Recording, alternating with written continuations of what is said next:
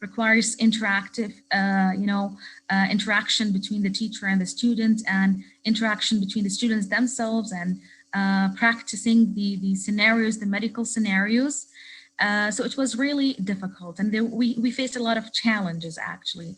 And due to these challenges, we found, or we noticed, that the students' performance and their grades and their interest in the subject and the purpose, which is the main outcome of the course, which is strengthening or enhancing English language skill, was not attainable. So for this, we proposed we started researching. Actually, we did a lot of research in this topic. We tried to look at different strategies that may make the online teaching of English and medicine more successful and fruitful. And we came to the framework, or the theories of andragogy. Well, andragogy and pedagogy are two different teaching and learning strategies. Maybe most of you will be familiar with the word pedagogy, which means teaching children. Actually, both words are taken from the Greek words andros, which means, ego, the word ego, that means guiding, while in pedagogy, peda means children. So it means guiding or teaching children. While andragogy means, the word andros in Greek means the men or the adults. So teaching adult. So these are two different strategies and different theories in teaching and learning. We tried to make a framework that include both, or interact both strategies, in order to make the online learning. Because the most important thing that we noticed is that students' interest and students' believe in themselves, and students' self-directed learning was missing. So when we looked at different aspects of andragogy that focus on the learning behavior of the students, making the learning actually more self-directed, give the students more chance to control their learning experience, to know why are they learning, what are they learning, or what do they need actually to learn to get to master a specific subject. So we intricated these two, we tried to propose a model which gathers both strategies in order to make online learning of English and medicine subject more effective and more successful. So basically, andragogy as a theory, it focuses on learning, on the student, on the learner, not like the different pedagogical methodologies like those teacher-centered methodologies like the grammar translation, or the behaviorist, or the constructionist, or other types of teaching methodologies, which where the teacher is the center actually of the teaching and learning process. In andragogy, the learner is the focus of the learning process, regardless of the audience's age or background. The learning is real. The learning is related to the students' real life. Students' engagement is more in this theory. This strategy gives students more options.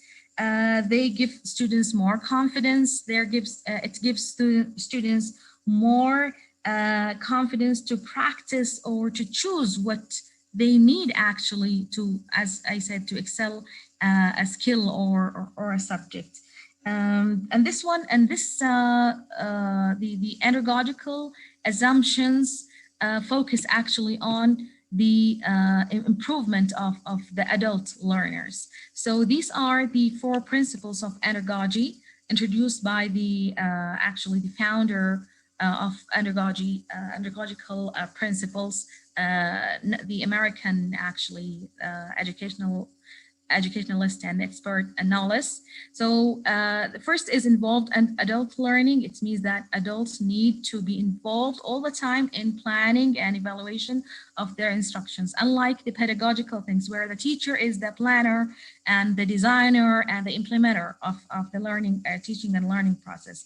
Number two, the adult learning experience is more enhanced here. So learners learn themselves, make mistakes, and then learn from their own mistakes. Number three, the relevance and the impact of the learners' lives. Those are most actually interested in learning subjects. And this is what the study actually will prove at the end after the methodological phase. We will prove that really this actually triggering these kind of principles of andragogy into the online learning were most actually fruitful in creating and stimulating students' interest. And number four, the problem centers. The andragogical principles actually help the students to promote their higher order thinking and their cognitive skills and the problem solving skills, and rather than merely memorizing or being just oriented with the content. So for this, we made this blended e-learning model for teaching English and medicine at King Khalid University. We applied it this semester 2 in this academic year, and we designed an online complete course with different features and tools that allow the students to be more self-centered and to be more practicing, to be more self-reliant, and to be more interactive with the course rather than the old traditional methodologies. So here's the English and Medicine course.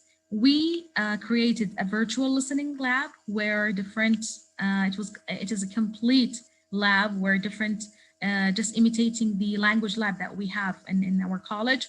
The students can go anytime, can access the material anytime. They can listen access different listening material, and then they can have different practices and quizzes and assignments to to learn from, to know what is their level and to improve their level. Then we also included a virtual medical library. It's just like a library where they can find different dictionaries and different magazines and different medical articles and different medical,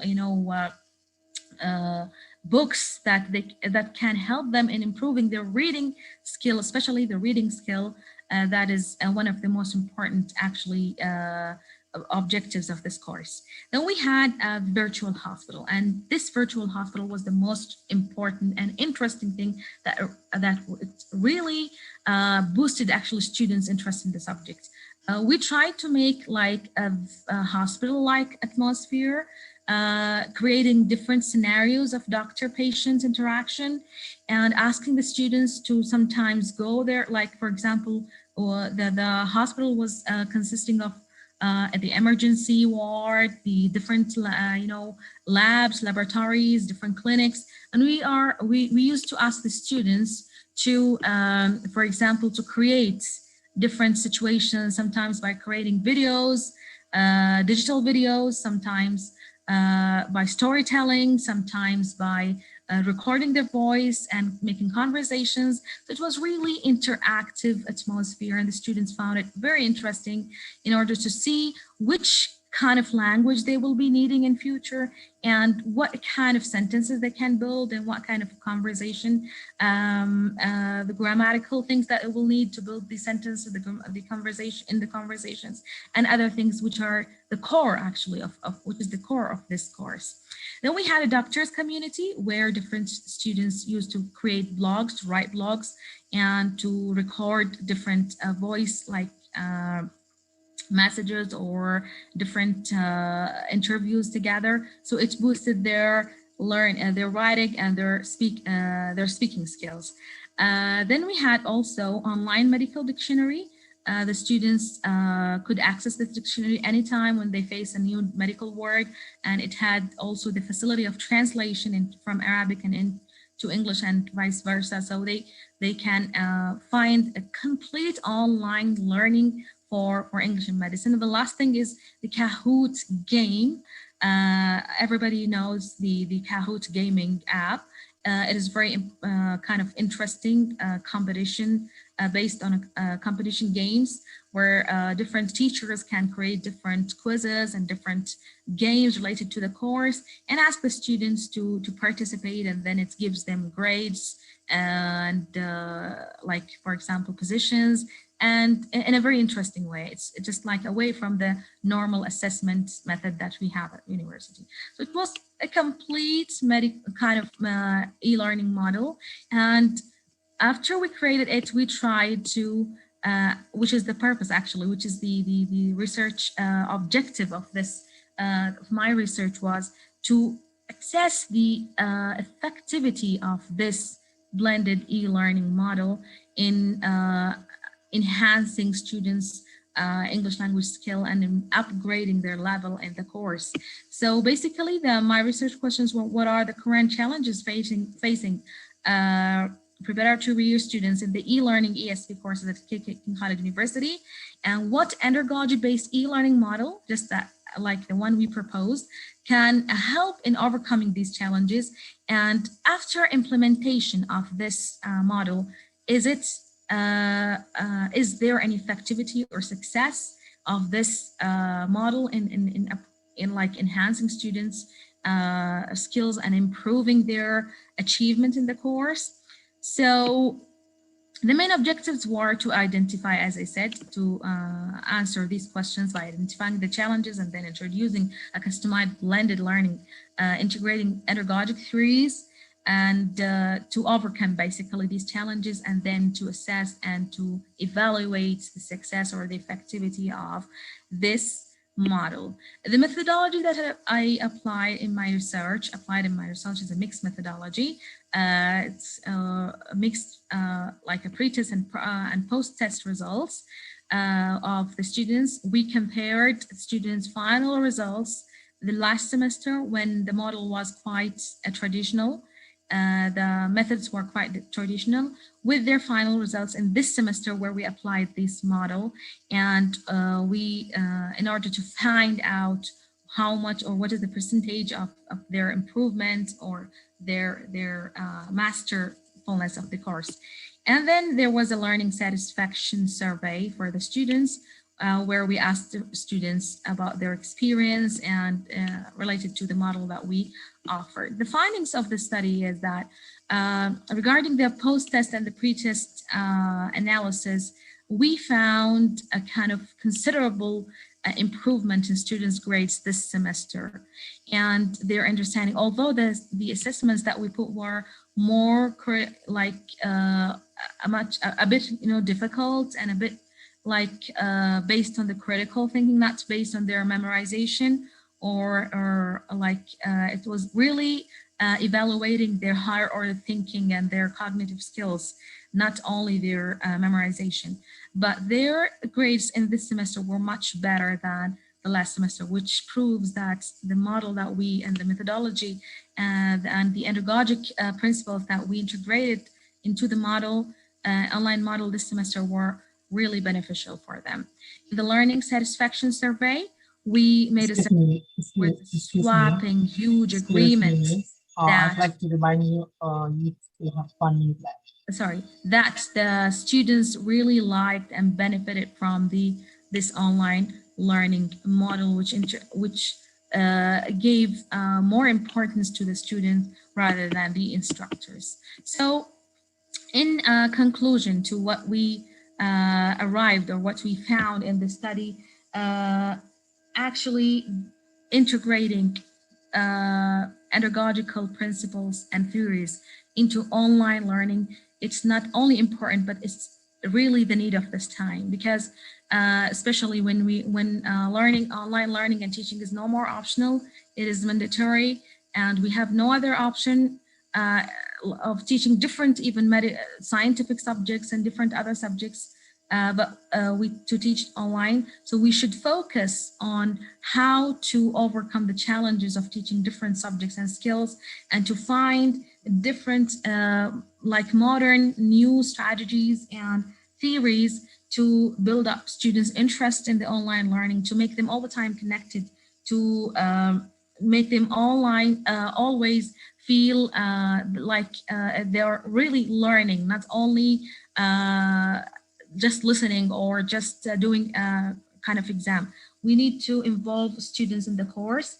So it's this approach that we applied is quite different from the traditional one, and it helped the students actually to attain or to achieve active learning experiences and to feel their value. And then actually the new generation is a very talented generation and very kind of motivated generation, but they need the suitable technology and the suitable methodology to get them involved in this in the online learning.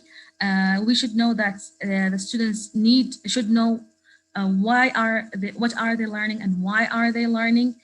There is a very dire need for self-directed learning. There is a need to connect the students with the course and connect their new information with the existing learning. And there is a need to build up and their problem solving actually faculties, and to focus on the problem solving approach rather than different old and traditional memorization based kind of things. And there is a need for rewards and motivations in online learning. So that's all about my article and my research. Thank you so much for your patient listening, and if we'll open session for questions and answers. Thank you. I'm sorry, I was wrong. Thank you, Miss Alfie. There's a question. Now, let's come to the question and answer session. So there's a question from Dr. Rama. Let me read. According to the notes, as a person matures, motivation becomes more now. What motivation challenges did the author experience when the new orientation to learning was proposed and implemented? Um, it's in the chat, on the chat. So, Miss, what do you think Sorry, about this? I can't hear you, sir, because I don't know whether the problem is here or I can't hear you clearly. All right, wait a minute. Can you hear me now? Yes, yes, please. Yes. Okay, good. Yeah, okay. It's time to have a question and answer session. So there is a questions from Dr. Ramon. According to knowledge, as a person matures, motivation becomes more internal. What motivation challenges did the author experience when the new orientation to learning was proposed and implemented? Yes, You just directly answer. yes. Regarding the motivation, definitely motivating a child is different from motivating an adult. And I can see the only benefit of ESP courses is that students of ESP courses, whether they are medical students or engineering students, they have a previous motivation. I mean, like they do have a keen desire to learn English language because they know that it's the need of their specialization and they will need it in future. University students generally are always motivated by grades. I mean, like I'm sure if university professors can agree with me in this, that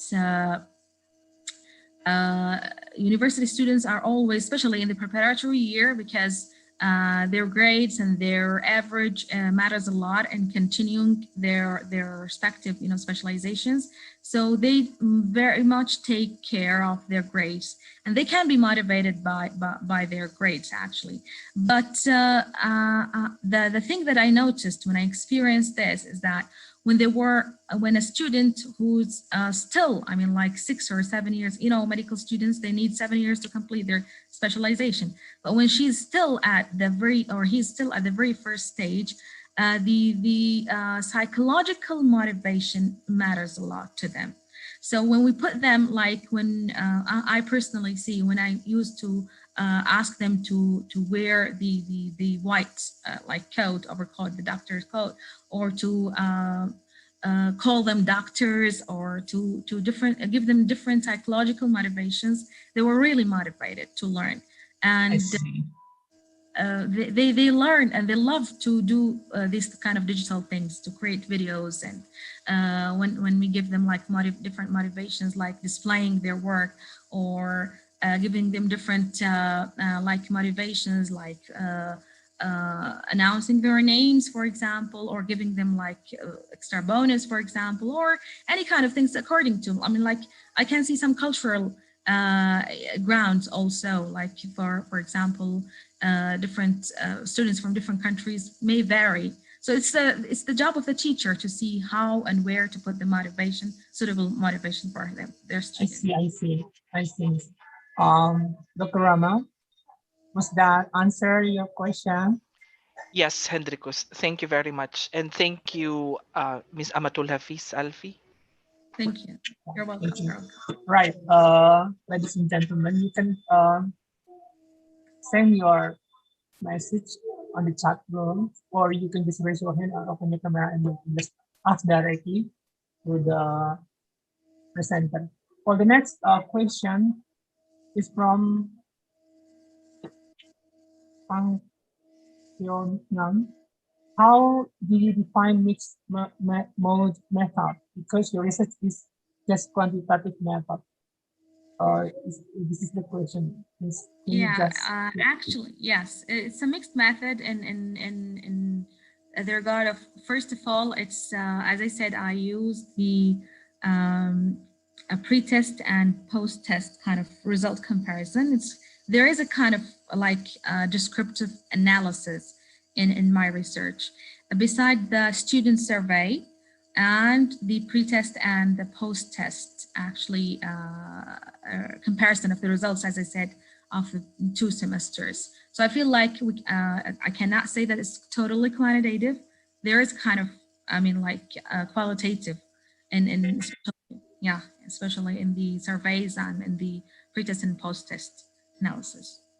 so well, let me continue. Uh, this is the connection from Miss Tan. Um, Probably make it simple. So, in what sense, in what way, it's the the qualitative data, because it is a mixed method. Hello, Miss. Sorry. For the qualitative, it seems it is quantitative. For the qualitative data, can you just mention what kind of qualitative data did you obtain or did Um, you do? yes, as I said, the surveys, the student surveys, and the statistics of the results compiled from the university of the students' results, different student results from both semesters. And beside the descriptive analytical kind of description of the data that we gathered, I that's what. see. Okay, thank you. I hope that was answer Miss Tang's question. Was that answer the question, Miss Tang? Not really, because for me, descriptive based on the survey is still quantitative, it's not quality. Okay, never mind, it's all right. Yeah, yeah. How do you think about that? I'm not agree with the question, but never mind, it's okay. Because once you do survey, even pre-test, post-test is still quantitative, it's not qualitative. So the method shouldn't be mixed mode. There is no mixed mode here. There is just quantitative method. Yeah. I will Okay. take your comment into consideration, but for Okay. I have done previous research that's been already published by different journals, where this kind of mixed mode is called different using these kind of methodologies called mixed mode. But I will take it in your in consideration. Thank you so much. Okay. Thank you. Yeah, Hendrikus. Thank you. Yes. Yes, I think I need to clear something. Yes, I'm so sorry, but I'm not siding, I'm not giving my side to anyone, Yeah. but with my experience doing reviews and editing papers for more than 10 years, at some point, post-test and pre-test can be considered mixed method when quantitative analysis was the quantitative data is quantitatively gathered, and Yeah. then data are qualitatively explained. So we can consider that mixed method. But if we don't see in any area of the research that there is actually qualitative review of gathered data, then it remains to be quantitative. Yes, thank you so much. Not a Thank, problem. Thank you. thank you so much, Dr. Rahman. Well, it's very interesting to discuss more. We have another question. There is from Mr. Algazo. Yes, sir. You can just ask directly, and it's actually already texted in the chat. So, on what basis do you call the model blended? Yes, I called it blended because it's not totally student. I mean, like there is some material to be delivered by the teachers. There are lectures. There are, I mean, like synchronous activities and asynchronous activities. So it's blended because we are using both, like online activities and both other traditional, like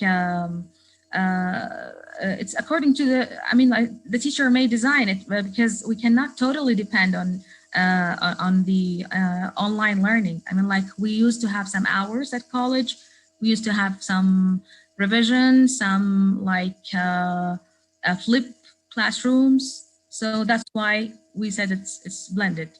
Okay, I hope it answered your question. Okay.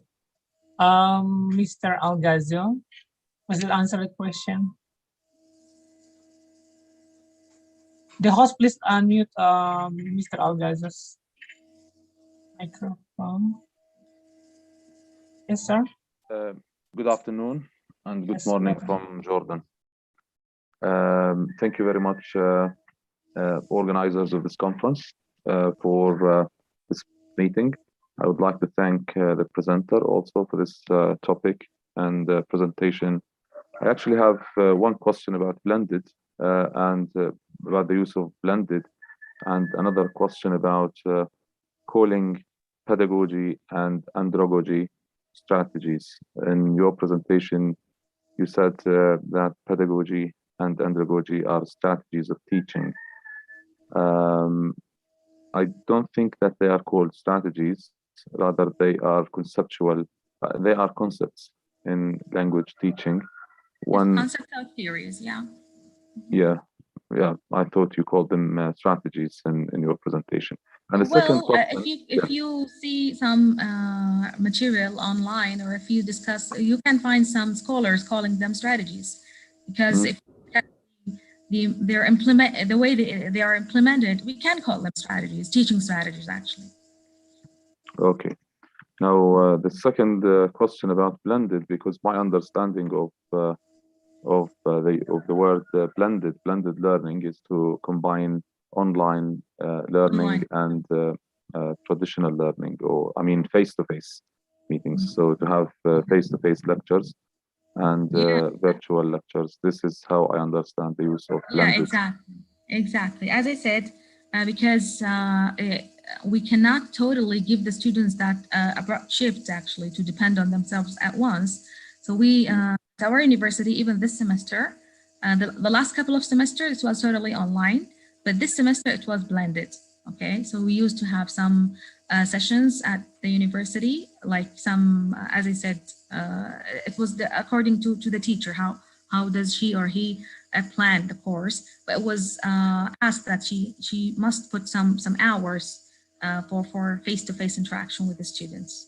And that's why we said blended. Okay, thank you very much. Welcome. Thank you. Thank you, Mr. Algalzo from Jordan. We are happy to have you here, sir. Right. There is another question. We hope this is the last. Just okay. Hello, I'm Iman. How can you control asynchronous learning and synchronous learning in blended e-learning? It is by proper planning and proper designing of the course. And pre-planning is very important here. I mean, like you should not just start and think what you, I mean, like about the what you should do or what you can do at the moment. No, we planned this model before the semester, and then we I mean, like divided the synchronous and asynchronous like activities, and the way we monitor them, and the way we assess them, and the way we follow the students. So if there is pre-planning and designing, it will be easy to monitor and to control both of them. And it's really interesting. I mean, like I was not expecting that it will be, especially for the female Saudi students. They are not that much actually with such things, but we really found very good results. Okay. Iman, I hope that also answered your question. Well, ladies and gentlemen, do you still have?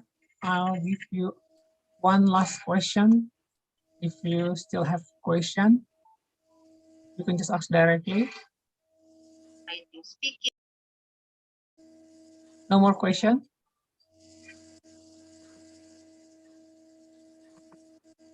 Right.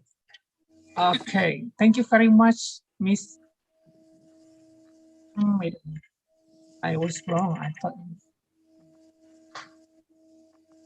Miss Alfie, for your presentation. It is interesting to know more about pedagogy and andragogy, and it is already done the research. Thank you very much again. You're welcome. Thank you very much, everybody. Thank you. Yes, everyone, how we give applause virtually. Thank you very much. Okay, next, let's move to the next presenter. We have here Dr. Lydia Sofa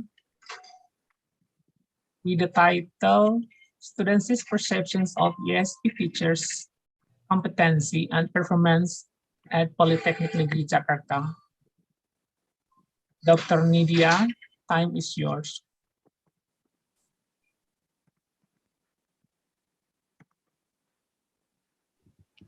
Thank you very much, Mr. Hendrikus, for the time.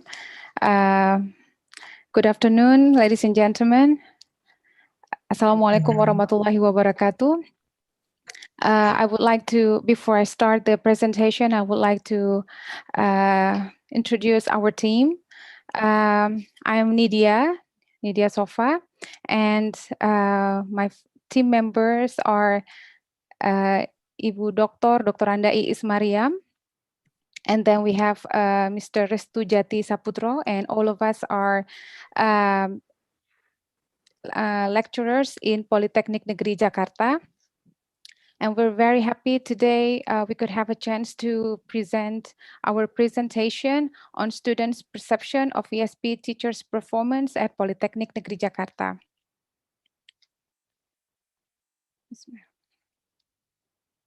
Okay, let me start. Ladies and gentlemen, the whole idea of this research was that throughout state polytechnics in Indonesia, there are two divisions of ESP teachers. They are the first generation and second generation. The first generation are those who participated in the Polytechnic Education Development, or PEDC, for 1 year in 1987 until 1994. And the second generation of ESP teachers are those who never participated in this training program. So what is PEDC? So during the first time Polytechnic was established, there had been a government policy that all teachers who teach in Polytechnic should receive a training on teaching in vocational higher education, how to implement the teaching and learning process in vocational higher education, and then what to plan, how to achieve it, what to assess, what kind of activity should be designed, and set the goal um, or output that can fulfill the need of the industry. This policy also includes English teachers in it. So English teachers who were bachelors in the English language those days were trained not only to teach in polytechnics, but also to deal with the ESP teaching. PEDC has been very helpful in producing vocational teachers, as some graduates from this PEDC claim that since they had this training, they didn't have any difficulties during their first encounter with ESP teaching. But after 1994, this PEDC has no longer available. So the new recruit teachers after that year have never experienced this training. They were very helpful in producing vocational teachers, as some they were recruited on a regular basis and received no formal training on how to teach in vocational higher education. So these new teachers learn to teach on their own or from their seniors. And after some times, they will receive in Indonesia, we call it AA, Applied Approach and Pekerti training, which is something like teaching methodology, which are compulsory for all teachers who teach at the university level throughout Indonesia. But these ESP teachers never get to understand the scope of content subject that they are going to teach. And then since this PEDC has played very important role in the beginning of the establishment of Polytechnic, the researcher, we are interested to see the performance of these two generation teachers according to students. Hopefully the findings could help us to set up a future training for new recruit ESP teachers. This training actually has been suggested by G.H. Sincer in his article inquiring what to teach and how to teach in EVP in English for vocational purpose classes. And where 75% teachers from 15 ESP teachers expect a special training before they teach in ESP or vocational area. By knowing the perception of the students, hopefully, eventually, we could design a short intensive training for new recruit ESP teachers that can be used throughout Polytechnic Negeri Jakarta, or even nationally, which can also be used in other polytechnics in Indonesia. And talking about the literature studies, we're going to discuss a little bit about ESP, but then major discussion will go into English for vocational purposes, because different from the teaching modes of other colleges and universities, English teaching in vocational colleges focus more on professionalization, practicability, and specialization. The aim and goal of teaching are different for vocational colleges and undergraduate universities. For undergraduate universities, they pay more attention to academic nature, while vocational colleges lay stress on professionalization and applicability. Many English teachers of vocational colleges, they graduated from a conventional college and universities, which lay emphasis on technicality and systematicness, while not fully realizing the characteristic of vocational education and the need for vocational college students. What the English teacher of vocational colleges have changed is only their status, that they are graduating from conventional colleges and going to vocational colleges. They are lack of working experience in enterprises, and in an EVP context, need analysis phase also requires a knowledge of the occupational sector and having a realistic knowledge about the needs and expectation of the sector is essential for a successful curriculum design that makes the cooperation between the school and the industry or the sector is very important. And then we're going also to discuss about the teacher's performance, because enhancing teacher skill and performance is considered as a tool and in improving the educational process. But we're going to refer this into the regulation of Minister of National Education number 16 year 2007 from the Ministry of Education and Culture in Indonesia, which the performance encompasses the uh, few indicators like ability to formulate the objective of learning, and then ability to organize the material of learning, and all learning components basically. But we are going to pick only 4 of them, which then directs us to our research questions.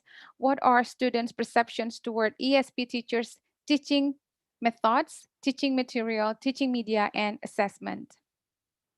And research methodology of our research would be, this is a mixed method research where we collect the data quantitatively, but then we're going to describe all the data that is, we are going to do the descriptive explanation. And then there were 5 ESP teachers observed. 3 of them were graduated from PEDC training, and they have been teaching for more or less 30 years. And the other 2 ESP teachers were never trained in PEDC, and they have been teaching English for business for 3 and 5 years. The number of students participated in the survey was 60 students, and the data collected through mixed questionnaires.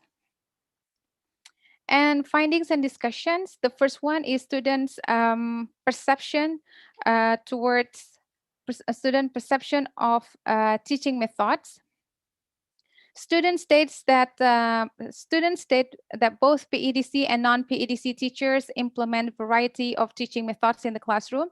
Some of students say that they implement communicative teaching, interactive teaching, traditional method, student-centered activities. And for those who agree and strongly agree, on average, they answered that the class was fun because the class was not dull and adrenaline challenging.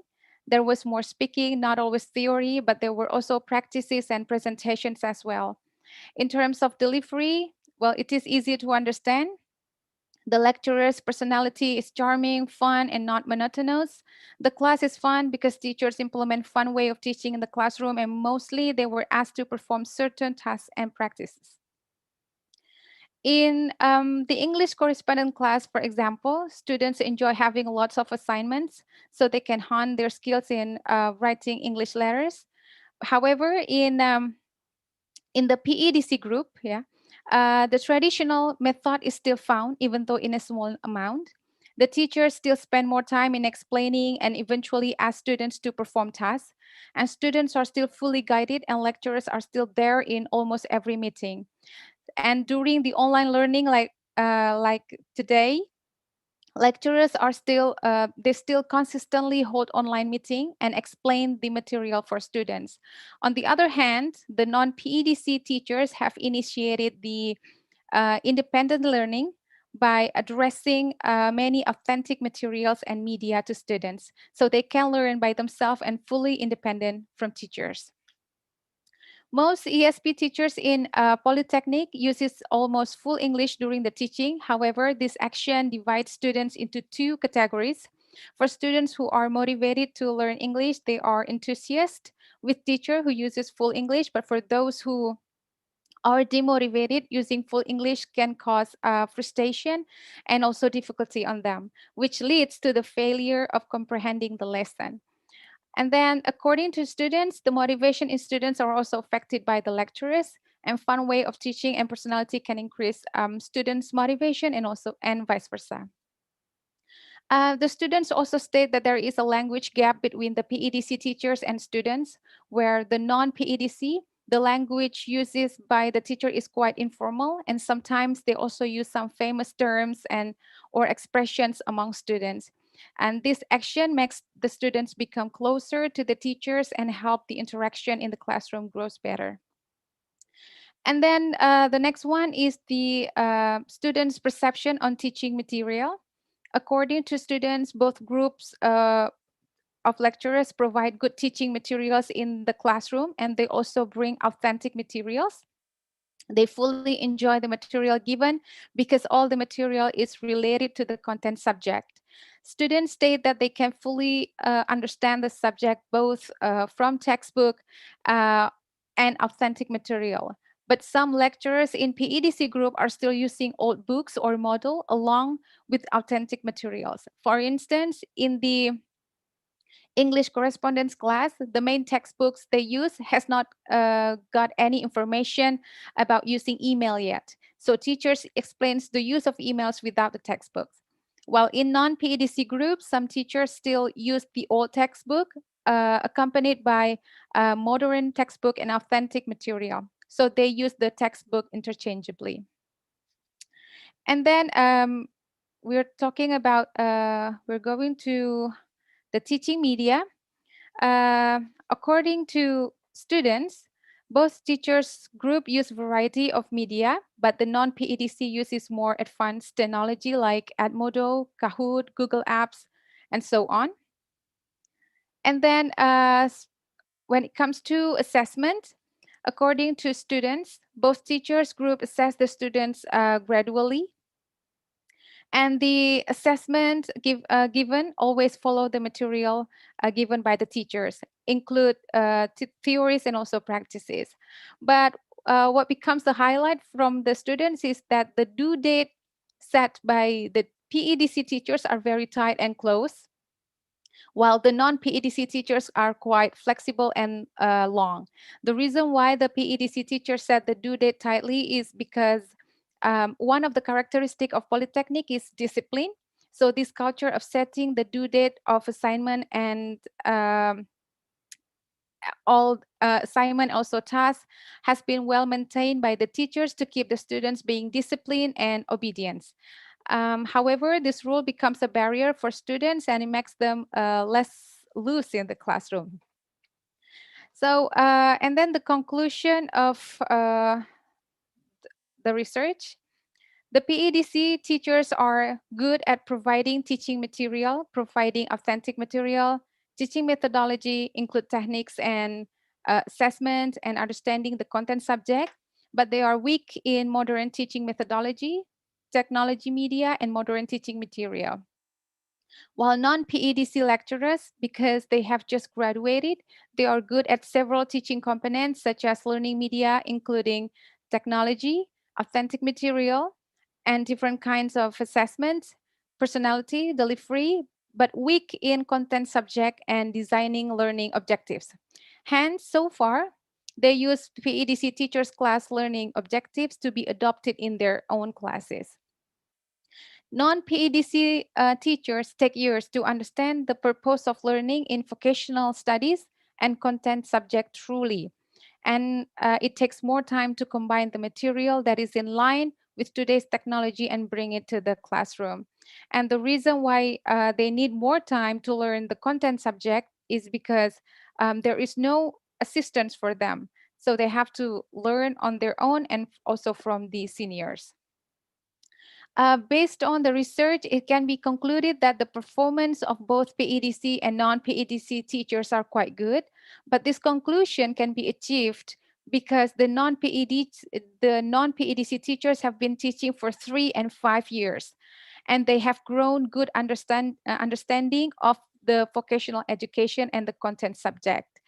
But if we compare them during during their first years, the result will definitely different, will be totally different. We can guarantee that the performance of the non-PEDC teachers, the performance of the PEDC teachers will be way better than the non-PEDC teachers. Here I have some highlights and also suggestion. The first highlights is when it comes to teaching English in vocational higher education, there are 2 things that we need to highlight. Teaching in vocational higher education is very different from teaching in university. Teachers should know how to arrange material, design the learning objectives, according to the needs of the industry. What kind of English is the most needed and often used and often becomes a problem in the industry?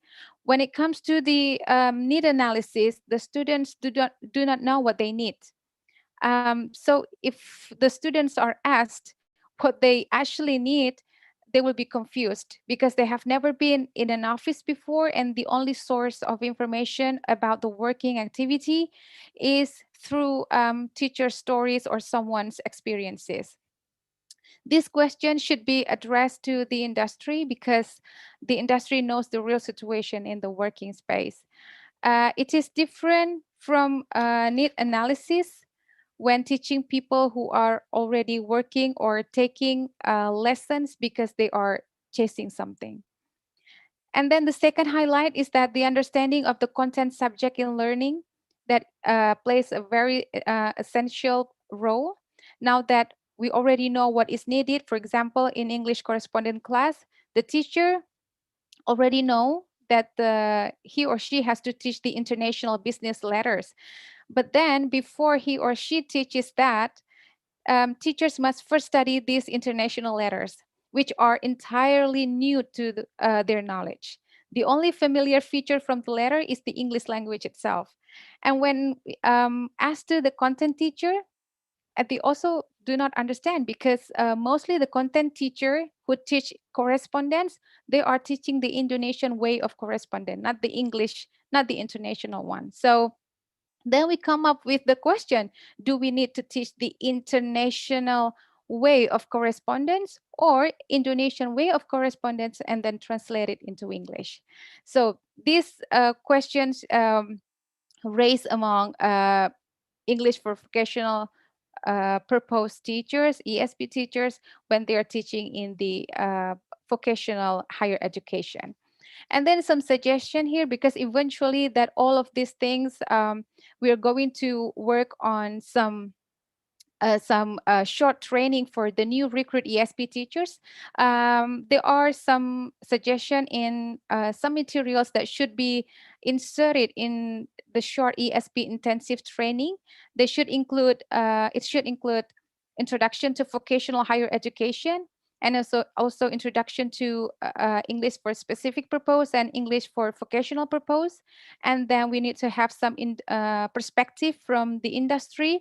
And also this ESP and EVP course design should include all 7 learning components.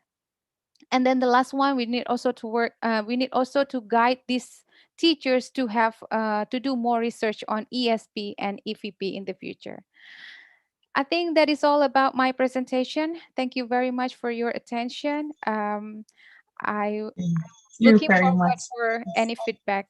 Thank you and good Thank you afternoon. very much, Dr. Media, for your presentation. It's really interesting.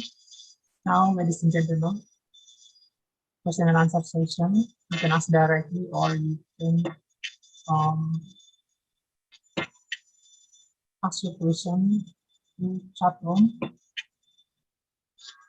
If you have any questions, you can directly ask Dr. Media and friends.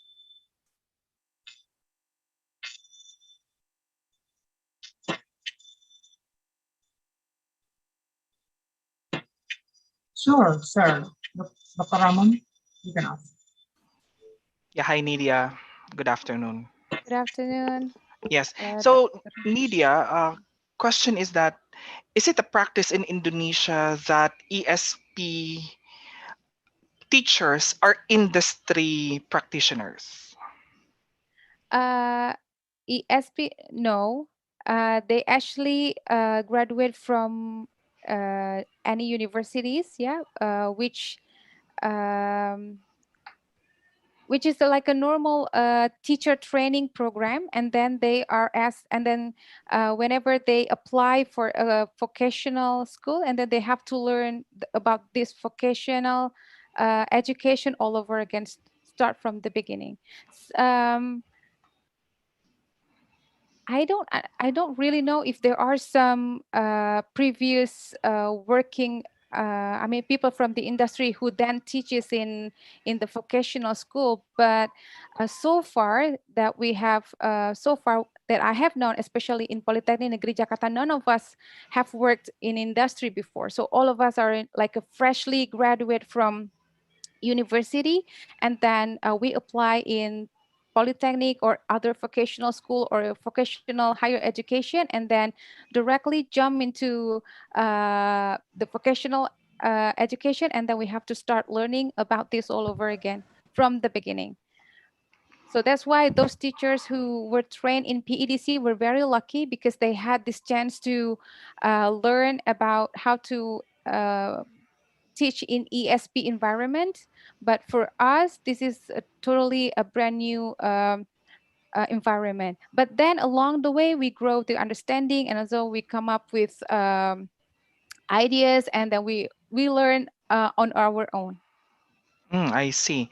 Let me have this follow-up question. So, do you think, Nidia, that um, this may affect student learning? That what you've mentioned earlier, some teachers teaching ESP are actually like fresh teachers in the industry. So, do you think that these teachers may have a limited lexical repertoire that they may introduce to students that may affect students learning the technicalities of that specific program? Mm, So actually, these students in vocational higher education they are not working yet. They are just like a Mhm. normal university student, normal college students. And yes, of course, these these fresh graduate teachers, they must face difficulties during their first years, but then. Um, there is like a very informal short preparation with the seniors, and also these seniors are also very helpful, giving us a lot of books and also ideas, but they are not uh, formal in a formal way, just sharing all kind of stuffs. But then the rest of the uh, words or everything we need to learn by ourselves. We have to dig deeper. I remember during my first year also, it was not an easy year. It was not easy at all. But then after teaching like 2 years, 3 years, and then you kind of come up with ideas. You start to understand everything, and everything seems like, okay, now I got this, I got that, and you start to understand where this is going. See. Last question, Hendrikus. So, what do you think, Nidia, is um, what can be your studies'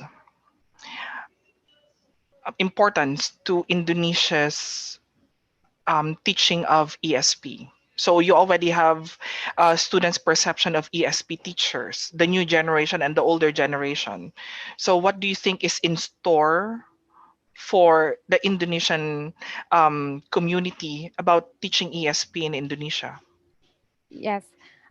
So, for instance, like nowadays, our polytechnic, for instance, we have a vision that we want to go internationally. We want to go uh, globally. But then we have to prepare these students to be able to speak and also to master English so then they will be able to work not only in Indonesia but also to work at international level. But then we need to train these teachers um, in some way, in a good way, that they have whenever we recruit a new one, they already can contribute, or they can already understand fully about working as an ESP teacher in a vocational education. So we don't have to waste like 1 year or 2 years understanding about this vocational and also the course design. So by having this research, eventually we will be able to set up a new training for a new teachers, for new recruit teachers. So then whenever they have to teach, they already know what to face, and they are well prepared with the ESP environment and also EVP environment. And think, Thank you very much. So we'll just wait thank for the full paper then. yes, thank you very much for the Okay. questions. Thank you. Thank you, Dr. Anand. Ladies and gentlemen, Bapak Ibu, do you still have any question to Dr. or Ibu Media?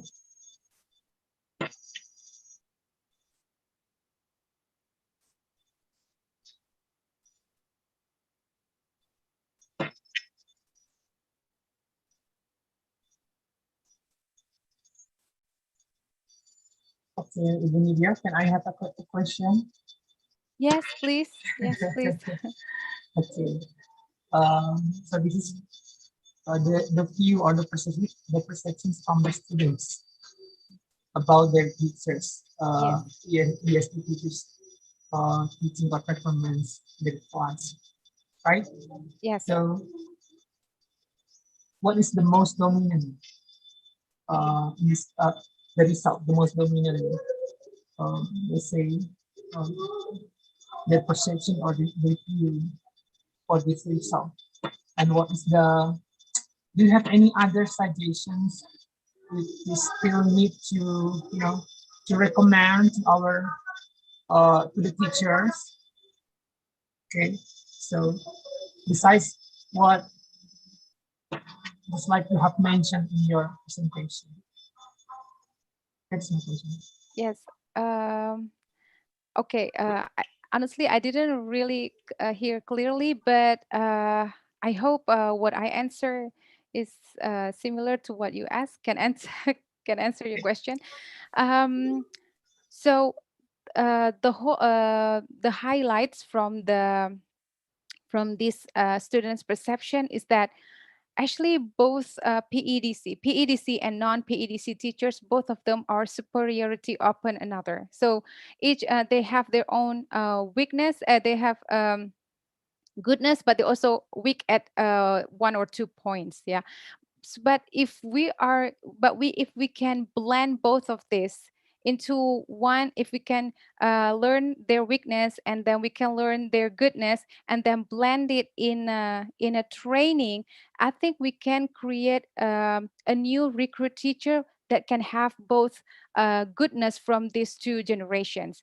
Because like I said before, the later generation or the second generation, they are very good at media, they're good at technology, they're good at teaching methodology, teaching methods, they're good at those things, but they are very weak at content subject.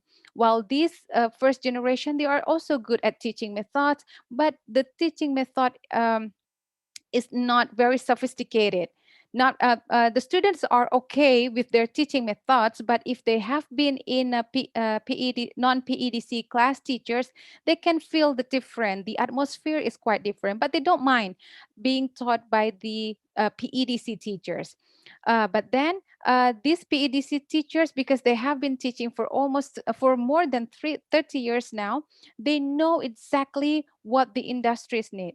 Well, not even, well, yes, but the industry needs is growing up, so they also don't know the latest one. But when it comes to letters, when it comes to business talk, when it comes to all the lexical repertoire, they know it very well.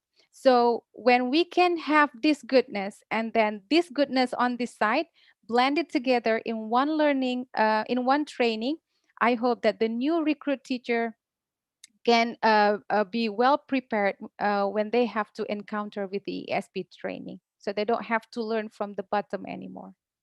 I don't know, does it Yes, answer your yes, question? yes, yeah. Thank you.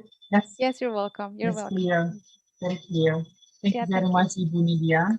Thank you. I think there is no more questions. So okay, there's one question from Leroy Holman. Yes, sir. You can ask directly.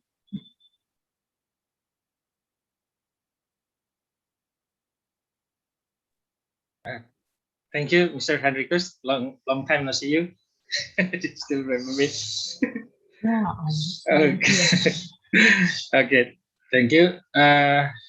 Related to your Mrs. Media Sophia, your title, Student Perception of ESP Teachers. It means that you've got a result from the student perception, and then you've made some criteria the ideal of the teacher's competency and performance. And then, of course, that when you've got the results, there are some gaps. This is the ideal uh, teachers, and then they haven't got the ideal teacher, because when you did a survey method, right? Is it? Yes. Okay. And then, uh, if you haven't got these ideal teachers, what are your next plans? Yeah, your next plan to the students, that they will have these ideal teachers. So yes, soon. Of course, I will work with our team. Fortunately, here I have the Ibu Ii. She is actually one of the master of curriculum in our, and also a training, because she holds a training for AA and also Pekerti in Politeknik Negeri Jakarta, and she's expert on that. I think in the future, maybe not maybe, but I think in the future, for sure, we're going to do a very short training, like 1 or 2 days of training, um, to first socialize the result that we have collected, and then we are going to give a new perception and a new perspective on what we have to do in the future. But like I told you before, the condition of the real situation right now, that both all the students agree that both groups are actually they have a quite good performance. Students don't have any problem with their teaching, their way of teaching. But the real problem is when later we have to recruit a new teacher, because honestly right now we are out of teachers, and soon we are going to we need to recruit new teachers. And when we recruit new teachers, we don't want the same thing happens again. So we need to prepare these teachers to be ready to face the ASP environment. We cannot risk losing 1-2 semesters of the students with lack of experienced teachers, because we need to run together with the vision and mission of our polytechnic. So I think what we're doing right now are okay, but they are not perfect, but we still can carry on. But in the future, whenever we recruit a new teachers, I think this training, short training, should be there already, should be set up already. Thank you for your explanations. Thank you very much, Mr. Yeah. Leroy. Most Bye. welcome. Thank you, Mr. Leroy and Dr. Nidia, for the explanation. It's really interesting. Thank you. Thank you. Okay, everyone, Thank you for having big me. applause to Ibu Nidia. Thank you. Thank you very much. Well, ladies and gentlemen, let's move on to the next presenter. It will be conducted by Ibu Pisang Sitohang. Thank you for the Time is yours. opportunity. Yes. Can everyone listen clearly?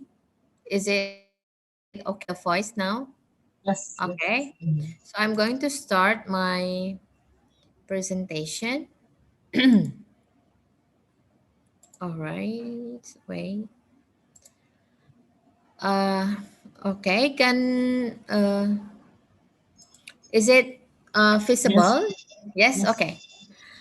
So the title of my presentation is Reflective Practice and the Search Within, an invitation to quality teaching. So this is not actually, we have not written the paper, and also this is not research in the sense of a research project, but then again, it is an invitation. So it's kind of a proposal that we're thinking of expanding after this conference. Okay. So this is the abstract. I'm going to go quickly. So quality learning and teaching is always something that we strive for in education. However, the word quality is really hard to qualify and to define because there are many aspects to consider. Then we need to think about teachers. Teachers are the most important element in the process of teaching and learning because teachers are the link to all aspects of teaching and learning. They link the students to the curriculum, they implement the curriculum, they put into practice what is designed to bring about quality education to produce quality students. Teachers are active agents. They are curriculum makers and adapters. They are not only transmitters of written plans and prescriptions, so they are active. Okay, so from this, we have to understand that it is important for teachers to fully realize what they bring into play in the teaching and learning process. So, how do we as teachers ensure that we deliver a quality teaching? So, one possible answer is reflective practice. So, with a conscious effort to always reflect in one's teaching, a teacher will surely always make an effort to give a quality teaching to the classroom.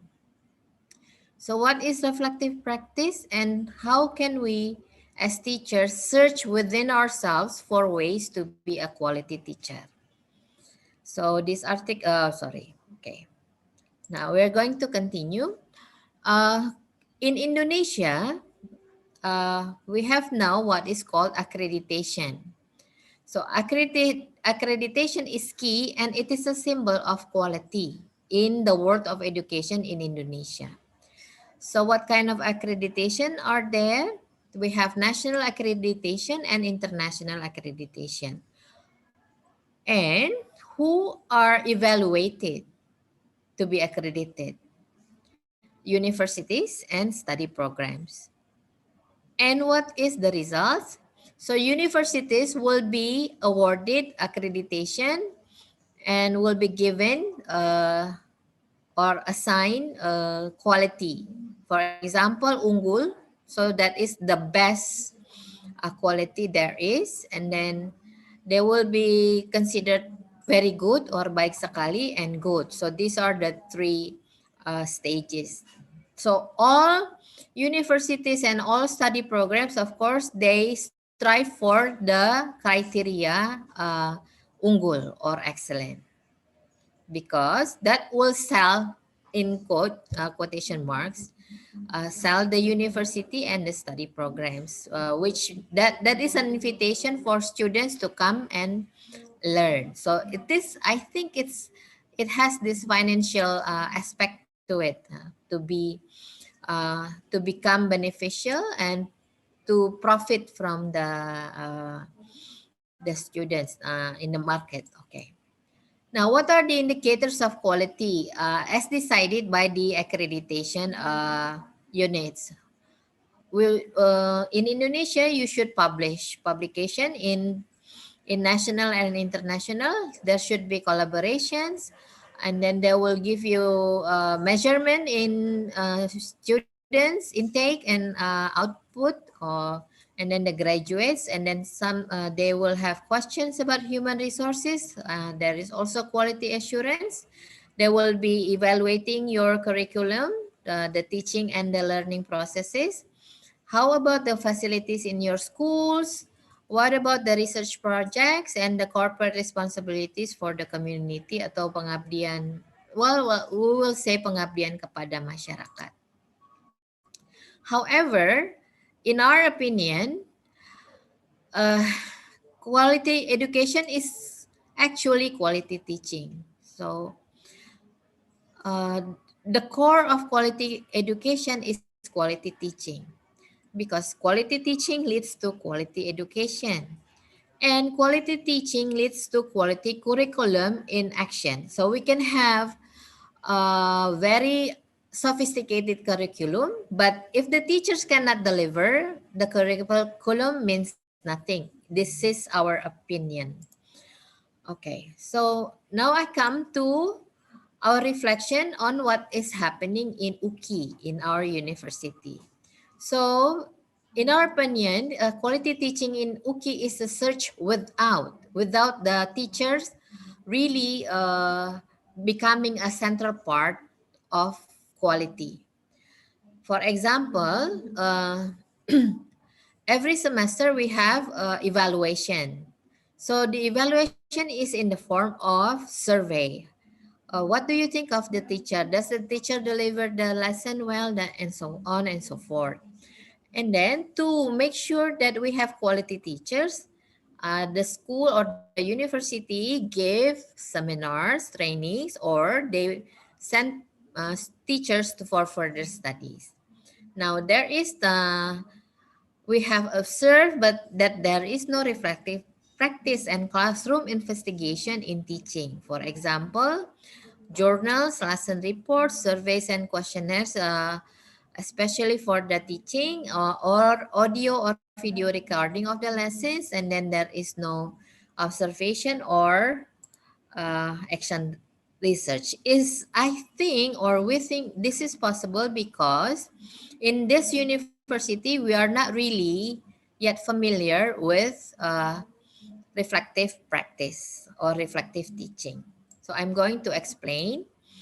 So again, this is maybe a repetition what I have already presented. Quality teaching is still undecided. What is meant by quality?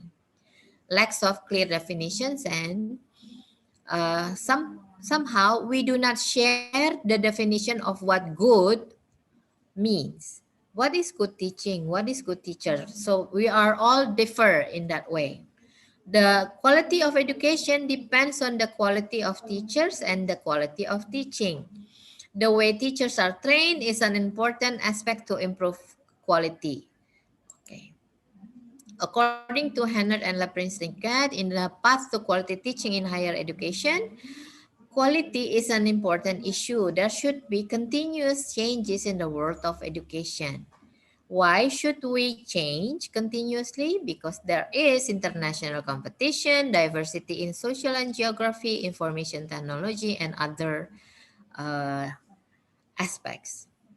Now, concept of teaching quality or quality teaching is different in relation to the stakeholders. So we all have our different indicators. So what reliable and quantifiable indicators? Now, here there are several roles that we have to consider. The role of the professors, the role of the department, the role of the central university, the role of the states, the goals, and the scope. Now, quality teaching should be student standard centered and it is aimed for the students' learning. It addresses the students' personal needs. It gives social and academic support to minority students also. It offers counseling and collaborative learning. Now, we can determine from on different levels. We can evaluate from teachers level, departmental level, institutional level, and then country level. And the focus should be on improving pedagogical methods and on addressing the global environment of student learning. How can we do that? We can go from top to down, or we can start from the grassroots. We can start with teamwork between teachers. We can set the goal and the course plans. Who should initiate? Teachers. In terms of role of the department, role again, this is a repetition. Role of educational support divisions, role of central university. Okay. So the teamwork should cover holistic theoretical models, looking outside the classroom. The focus should not always be on the teacher, but the whole institution and the learning environment. We should also consider teachers' leadership. Now, how does one measure the quality? We have to assess the quality of one's teaching, and this is also challenging.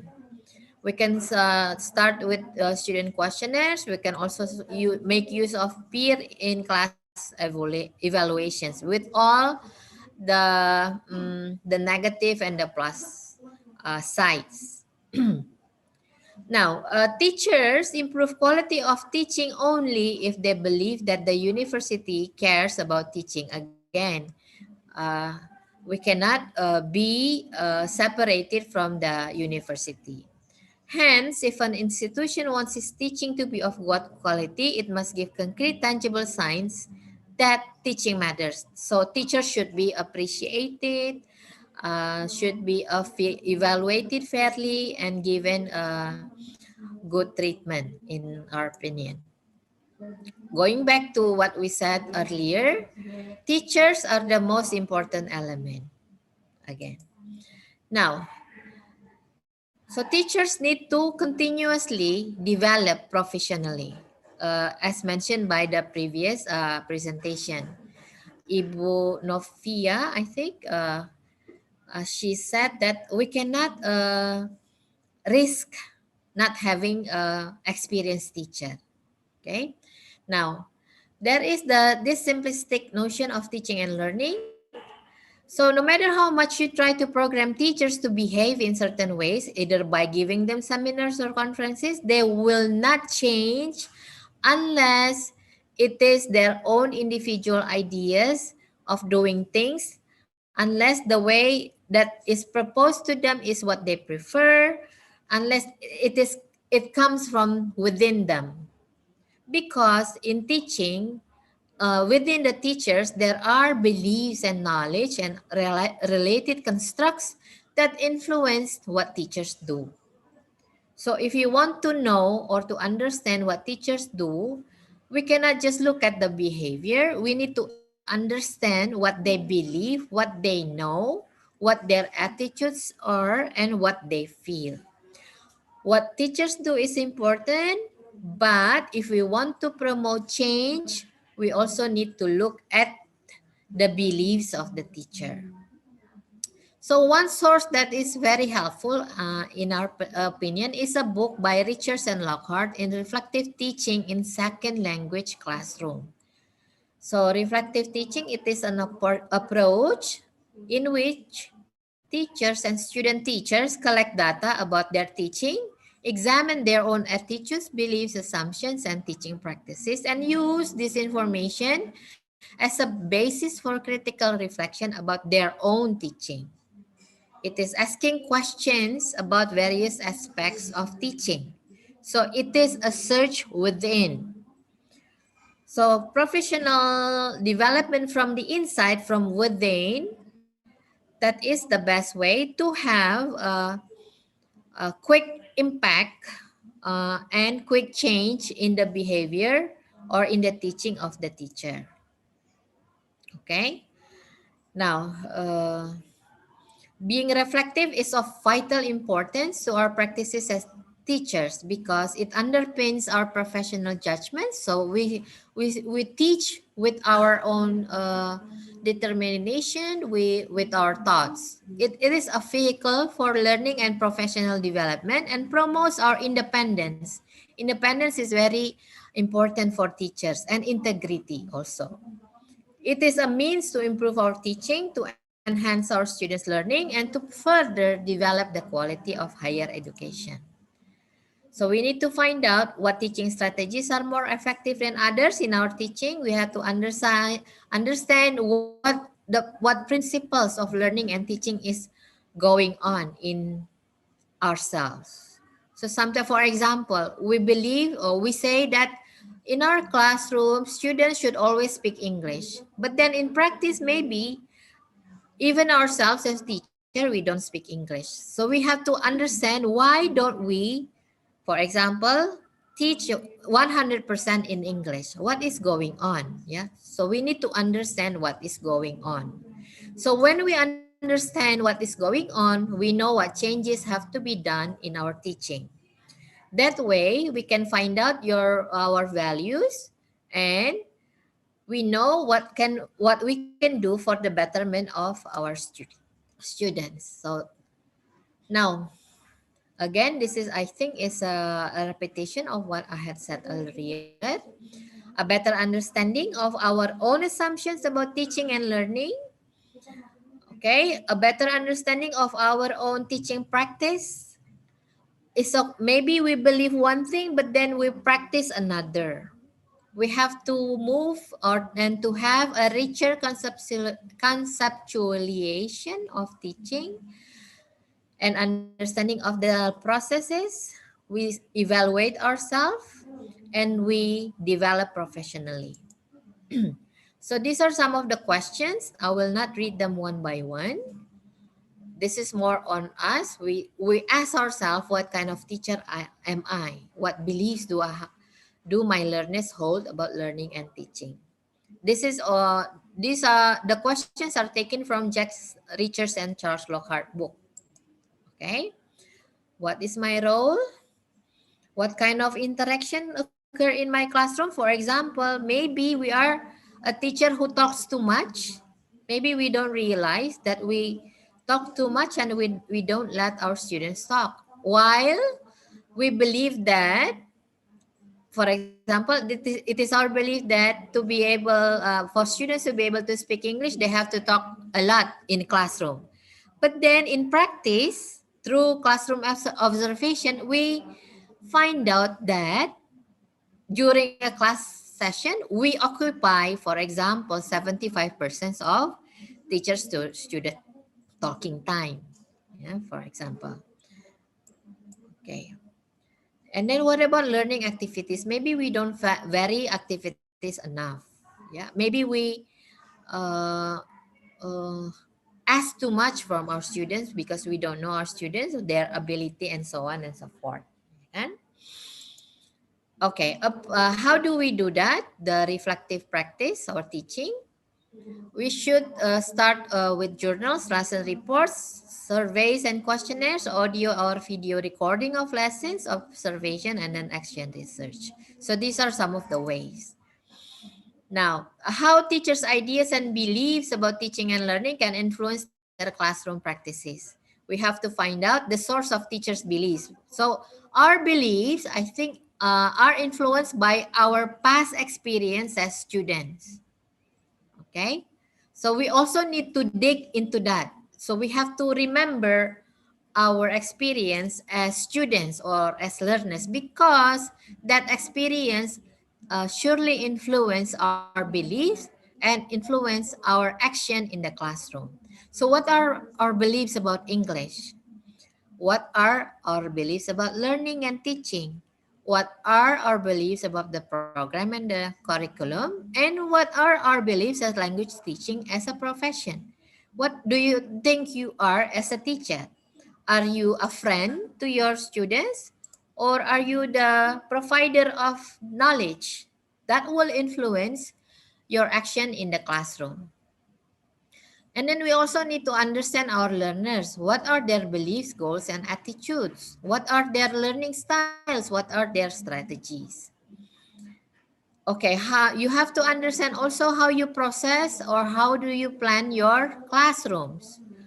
What activities do you choose? How do you arrange the seating of the students? How do you group them? How do you test them? How do you assess them?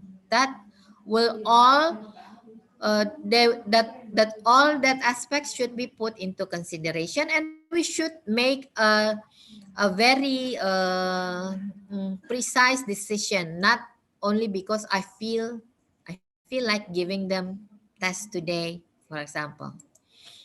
What are your roles? The roles teachers perform in their institutions and their own classroom, the responsibilities the roles create, and how they contribute to our teaching style.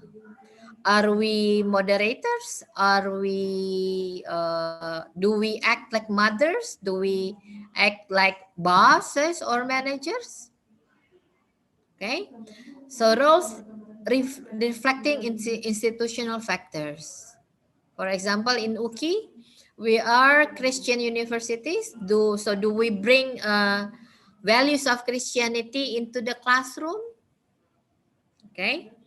Roles reflecting our personal view of teaching, and then also we need to think about cultural dimensions of the roles. Okay. We need to search also the structure of the lessons that we give. How do we open? How do we put the exercises? Do we go slow? Do we go fast? How do we close? Do we give messages or we just give assignments? Also, interactions between you or us as a teacher.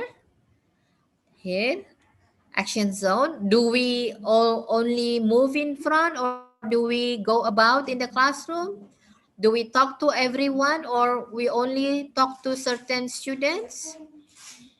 And how do we group them? We group them with the active ones and the passive ones, or we put people or students with the same ability or different? Do we promote collaborations or not?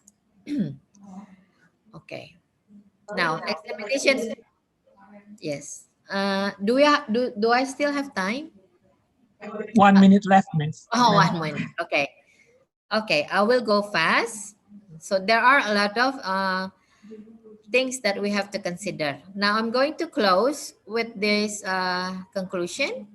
So teachers are the active agent in the implementation of a curriculum. They are not the receiver of what the school administrator or other stakeholders hand down to them. It is very significant for teachers to continue to develop in the profession. Teachers who have a clear understanding of what beliefs they hold and what these or how these beliefs drive their instructional practice are teachers who open themselves to professional development or professional changes. These are teachers who continuously improve professionally in whatever teaching and learning context they find themselves in. Change in behavior is the result of change in beliefs. Change starts from teachers who refuse to be bound by the system and by the situations they are in. So this is what we are going uh, to s- to introduce to Uki after we finish our paper. Thank you so much for listening. Baik Pak Male, I'm done with the presentation.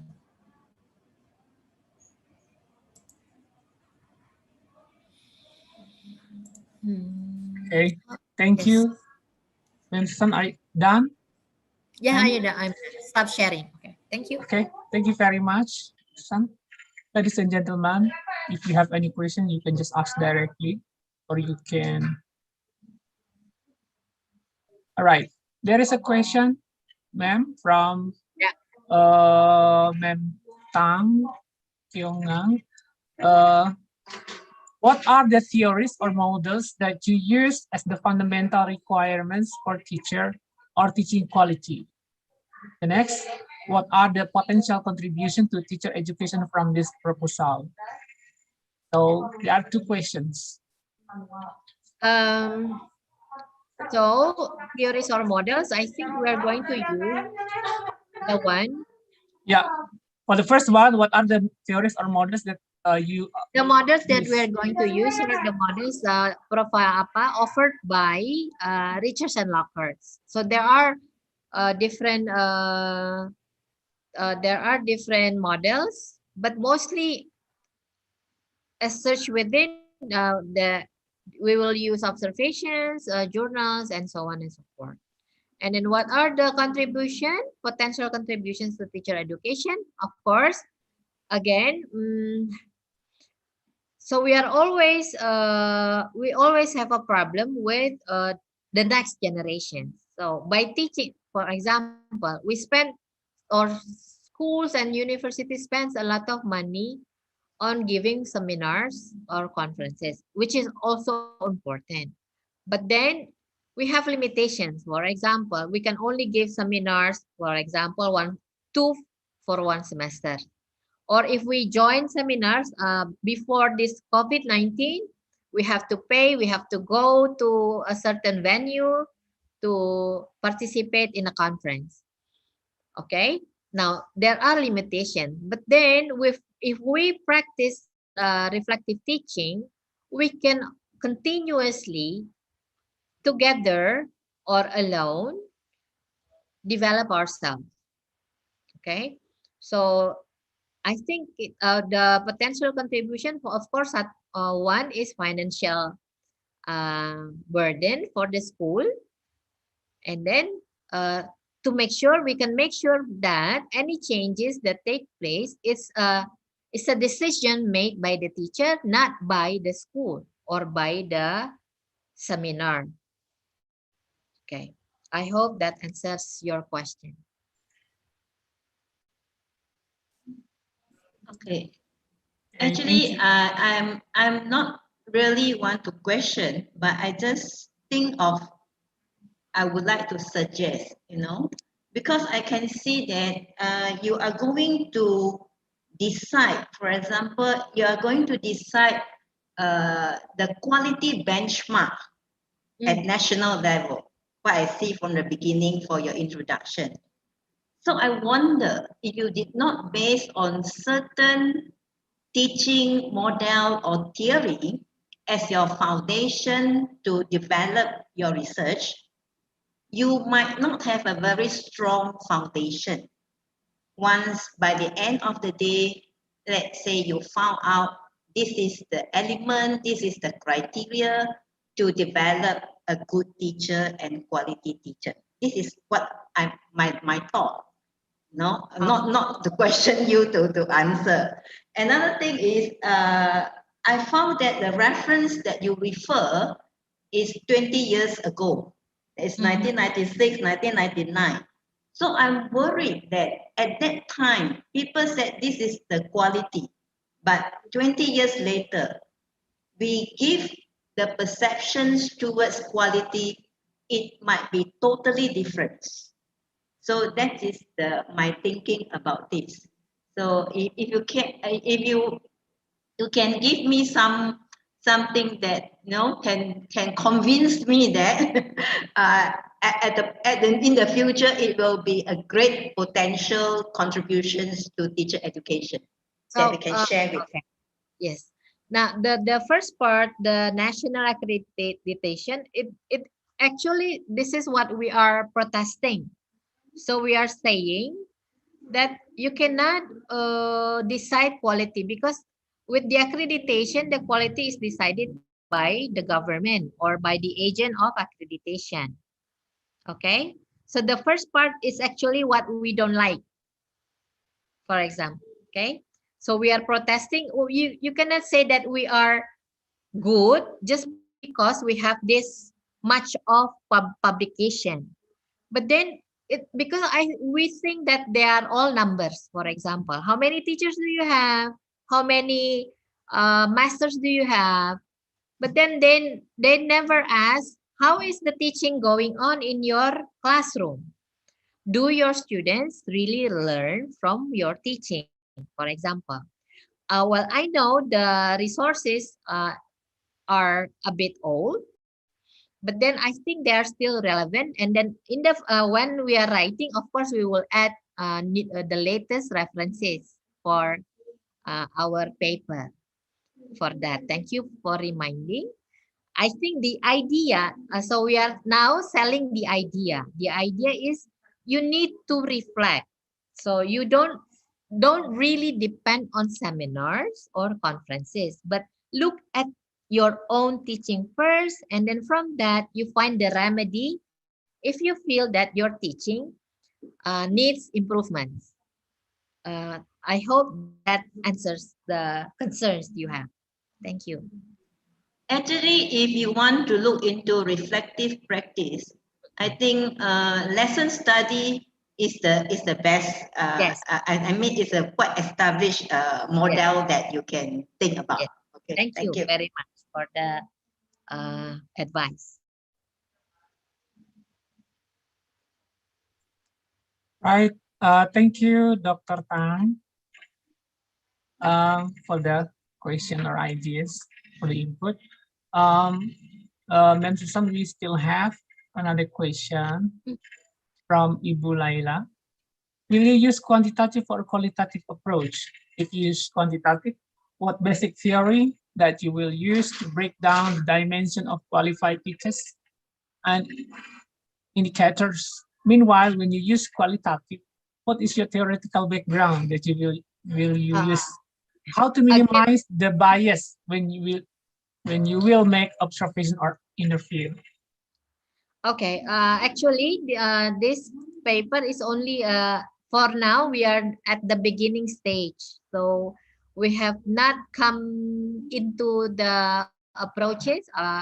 But I think we are going to go with qualitative, and then so the questions you are posing, we don't have the answers because again, this is only an invitation, and then we need to dig more and to put more yeah, the statement of the problem, the conceptual framework, and the other aspects of uh, real research. Of course, there are ways to minimize the bias. For example, we will not only make observations or interview, but we will combine several uh, methods of gathering information. Thank you. All right, thank you. Ladies and gentlemen, one last question if you still have before we move on to the next presenter.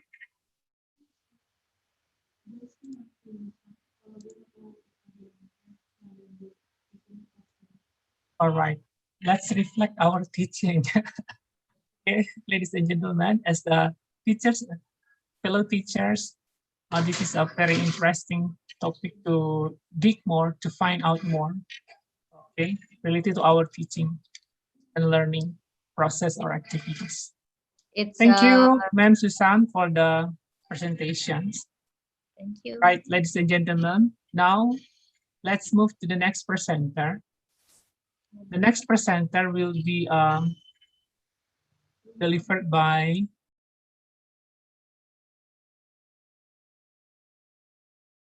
Ibu Laila, but it is by the video. Oh, Ibu Laila, you will present yourself? Right. Okay, time is yours, Ibu Laila.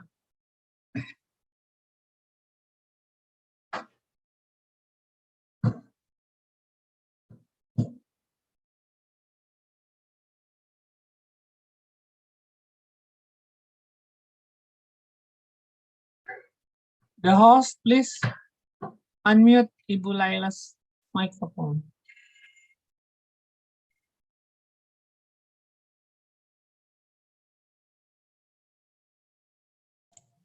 Okay.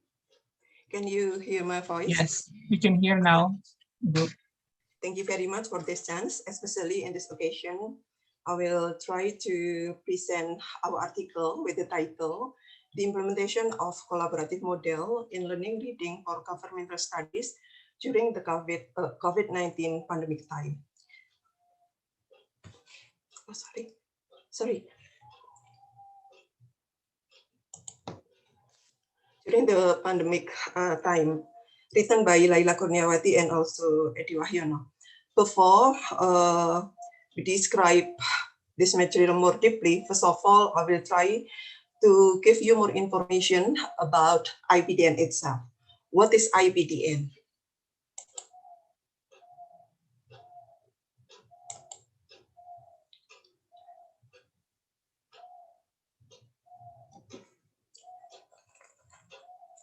What is IPDN? First of all, IPDN is IPDN in Bahasa, Institut Pemerintahan Dalam Negeri or Local Government Institute of Home Affairs, is a kind of higher boarding institute in Indonesia, which stands for under the Ministry of Home Affairs and also Ministry of Education.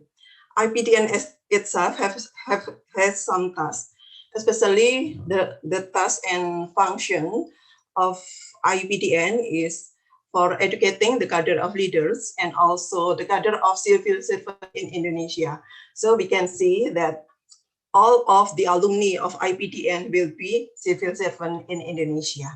In here, after they graduated from IPDN, all the alumni will be deployed in all Indonesian local government and also in central government in Indonesia.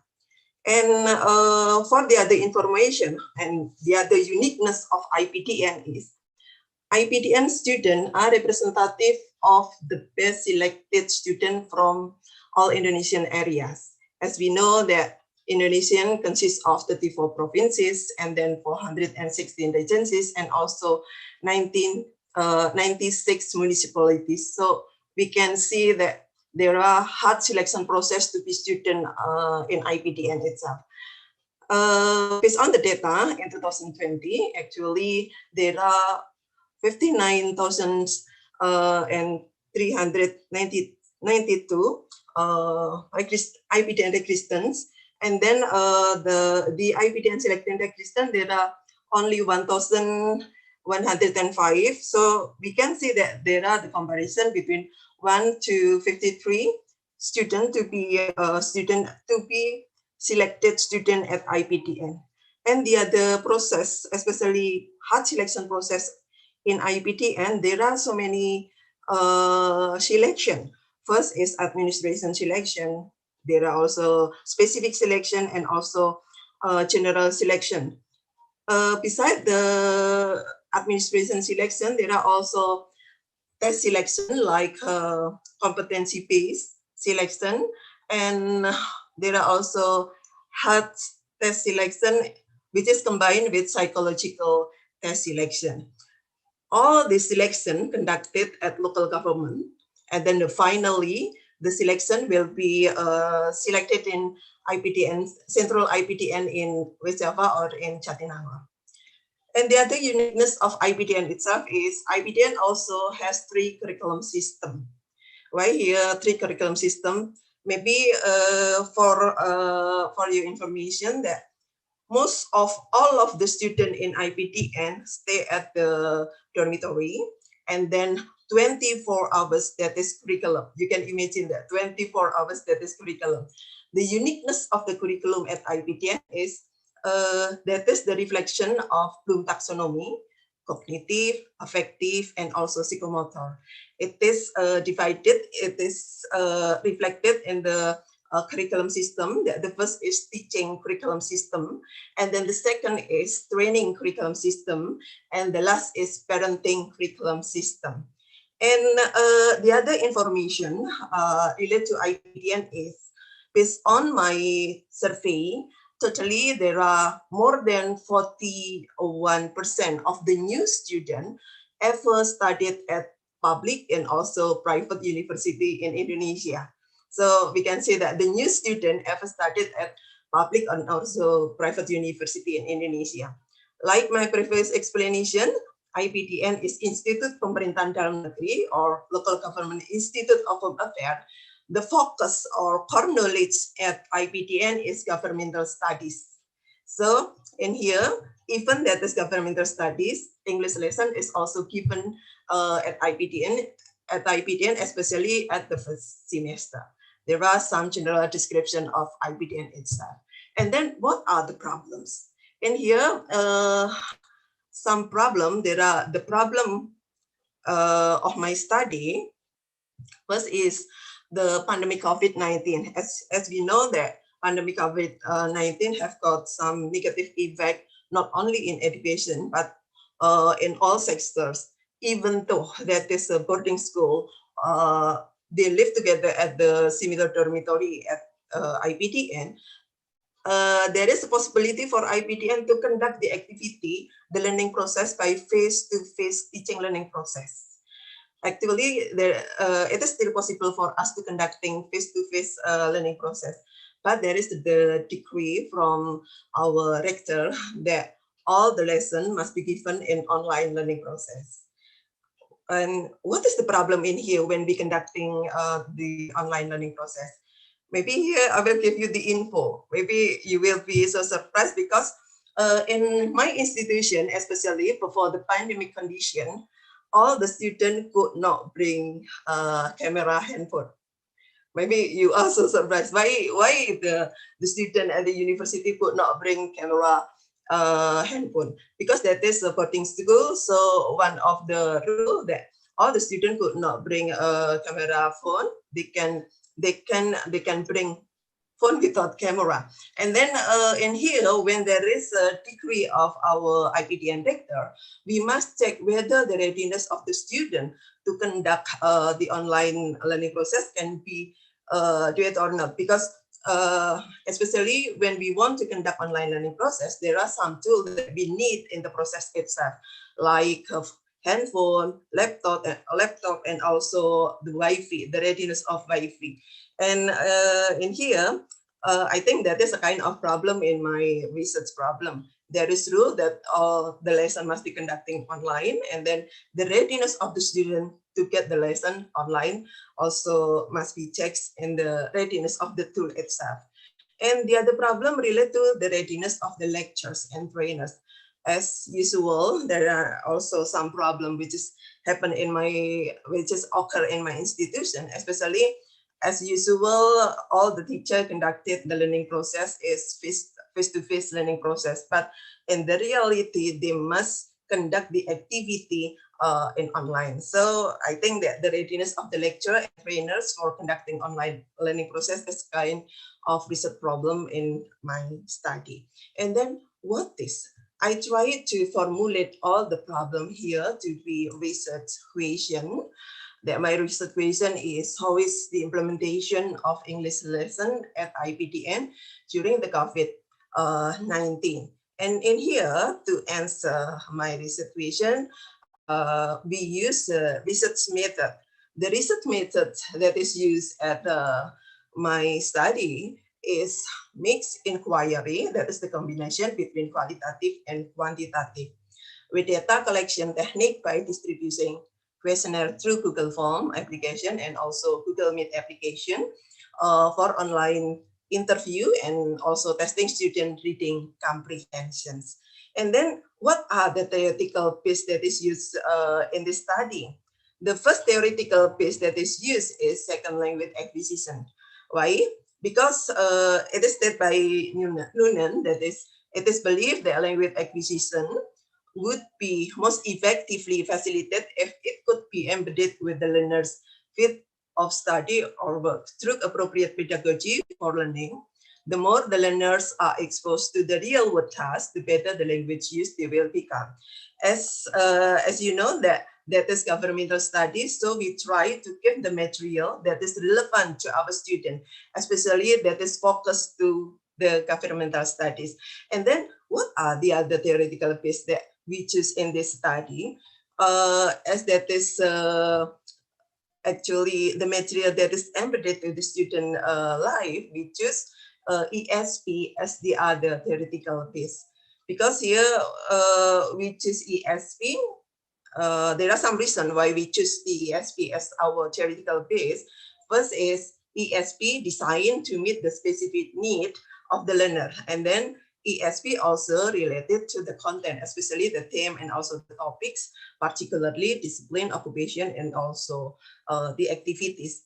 And the other reason is English for specific purpose centered on the language appropriate to these activities, especially in syntax, axis, discourse, semantic, and the analysis of this discourse. And then we also think that is the ESP in contrast with to the general English. Here you can see the activity that is done by my student in conducting the small group or collaborative learning activity at their dormitory.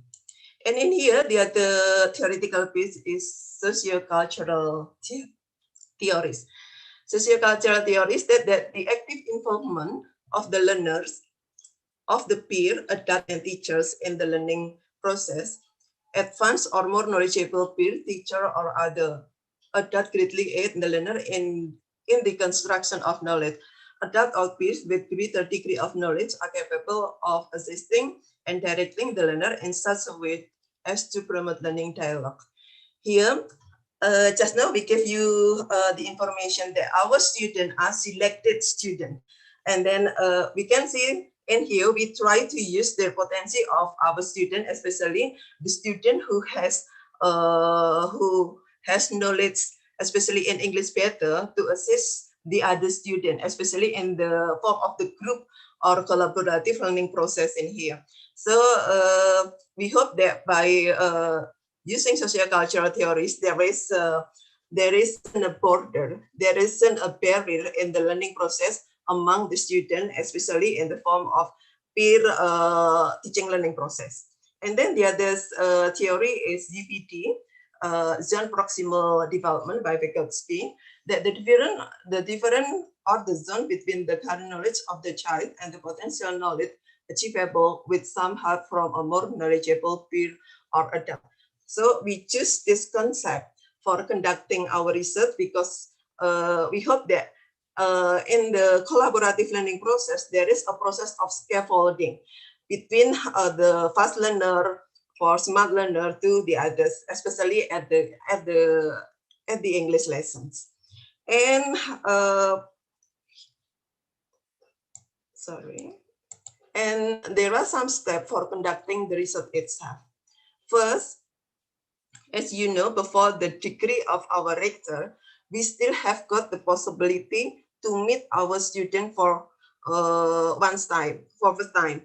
Especially in here, we try to look for the possibility to conducting online learning process. We try to give more information for our student because they are newcomer, they are new student at IPTN. They still adapt with the situation in IPTN as a dormitory, as a boarding school. And then here we try to look for the information related to my student, especially the student background, like their English learning experiences, and then the educational background. And then we also check the possibility, especially the readiness of the tool, like their handphone, laptop, and we also look for the social media and other information that we need for making the decision related to whether we still continue online learning or maybe face-to-face learning. And then there are 7 classes in this study, and each classes consists of 19 to 20 students. And before deciding the small group, we try to give the pre-test in the form of reading learning material, because here we try to combine in the group between the smart learner and others. We try to compare it. So we try to give a pre-test as a way for us to for creating the small group. The result of pre-test are used to make the small group. And then the small group consists of 3 to 4 students. The small group are made based on the result of pretest, and then the similarity of the gender, and also the similarity of their dormitory. In here, we also use a kind of learning guidance in the form of English textbook, because we try to give the similar material so they can discuss with their group at their dormitory. And the textbook is Advanced Reading English for Specific Purpose, Role of Government in Indonesia. And the last, we also try to create the tool, especially we provide Google Classroom and also WhatsApp group for communication among the student and also the lectures. So there are the results. Based on our previous preliminary study, we try to look for the information, especially the readiness of the tool for conducting online learning process. Just know that there are 7 classes, and each classes consists of 22 and 19. So the ring is 19 to 22, and then the sum of male student 93 student, female student 48 students, and then the small group that can be created at each class, the ring is 6 to 7, and totally we can create 44 small group. And then based on our survey, we have got information that 108 students ever studied English for them 7 years. And then we also check the readiness of laptop. We have got data that 133 students have laptop, and 141 students also have got camera handphone. And the last is based on the survey, we found that 58 students ever studied at other university. And there are the findings that how is the implementation of The implementation of learning process at IPTN, based on the data, it is possible for us for conducting online English teaching process at IPTN, because the readiness of the tool for conducting online learning process can be provided at IPTN. And then the second, based on the survey, especially via Google Form and also Google Meet, we have got information that in principle, most students agree with online learning process. And then they think that the healthy is the most important aspect during a pandemic time. And then in the process of the collaborative learning process, it is emergent the independent, especially independence of learning, which is with a spirit of group learning activity. And then there are also the emergence of discussion habit among group, especially they try to share the understanding, exchange their idea among group member, especially in reading lesson. And then there are also the emergence of leadership, because when there was small group activity, we found that we have got information that the smart learners try to accommodate and try to give to be a peer and sharing their knowledge to their peer, because there is a kind of spirit that is given in IPTN itself. It is a kind of spirit for collaboration. And then the others we have got information based on the data. We found that students got much knowledge, especially in governmental during the teaching learning process, especially in the form of collaborative. And then there are also the increased vocabulary in governmental science terms. And the last, based on the pre-test and post-test, we found that there are significant increase in the student pre-test reading result and also their post-test reading result. That's all, I think, my presentation. Thank you very much, Mr. Henry Kusmani. Thank you very much, Ibu Laila, for the presentation. Now, ladies and gentlemen, if you have any questions, you can just ask directly to Laila.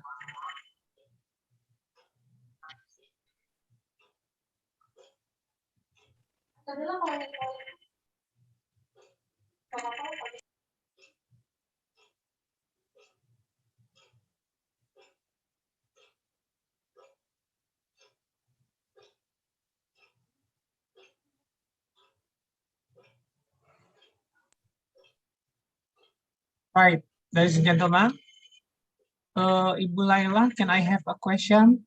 Yeah. Okay. I hope you can hear my voice, Bu. Yeah. There must be something wrong with my device. Can you hear my voice? Can I have a question to you, sir, Yeah. ma'am? Yeah, of course. Yes, Please. thank you, ma'am. Well, the implementation of collaborative model in learning reading for governmental studies during the COVID-19 pandemic time, the result was, as I noticed in the findings, it's found out that the students, or it can be implemented as they enjoy during the online learning and teaching. So, do you have any other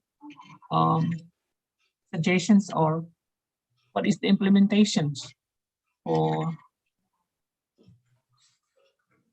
the institution? Any other suggestion or recommendation? Okay.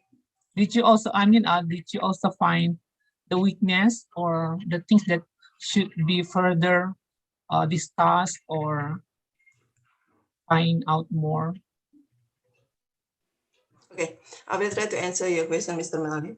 Especially here, my suggestion is before we deciding to make a kind of group work or a small group work activity, first of all, we try to make a kind of need analysis. Need analysis first, whether it is appropriate or not for our student for giving a special model for our student.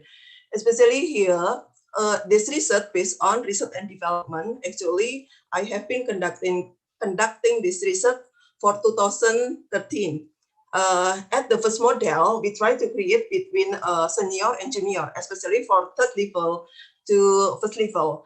But there is, as you know, at the kind of boarding school, it is not easy for combine between senior and junior. So we could not conducting in the real classroom. So in here, we try to, like my previous suggestion, that we try to make a kind of need analysis first before deciding whether we will use it or not. And in the past, in 2013, we could not do it at the classroom, but we tried to use it at the parenting curriculum system. Just now, I give you more information that 24 hours is curriculum at IPDN.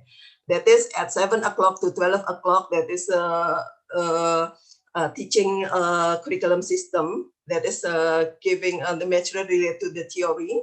And then a training program that is after lunch, they have got the lesson. And then after at 5 p.m. to early morning, it is a parenting curriculum system. So you can imagine, there are so tight for the student for having the material every day and every time. Even English lesson also given at teaching, training, and also parenting, but it could not effectively implemented at the field.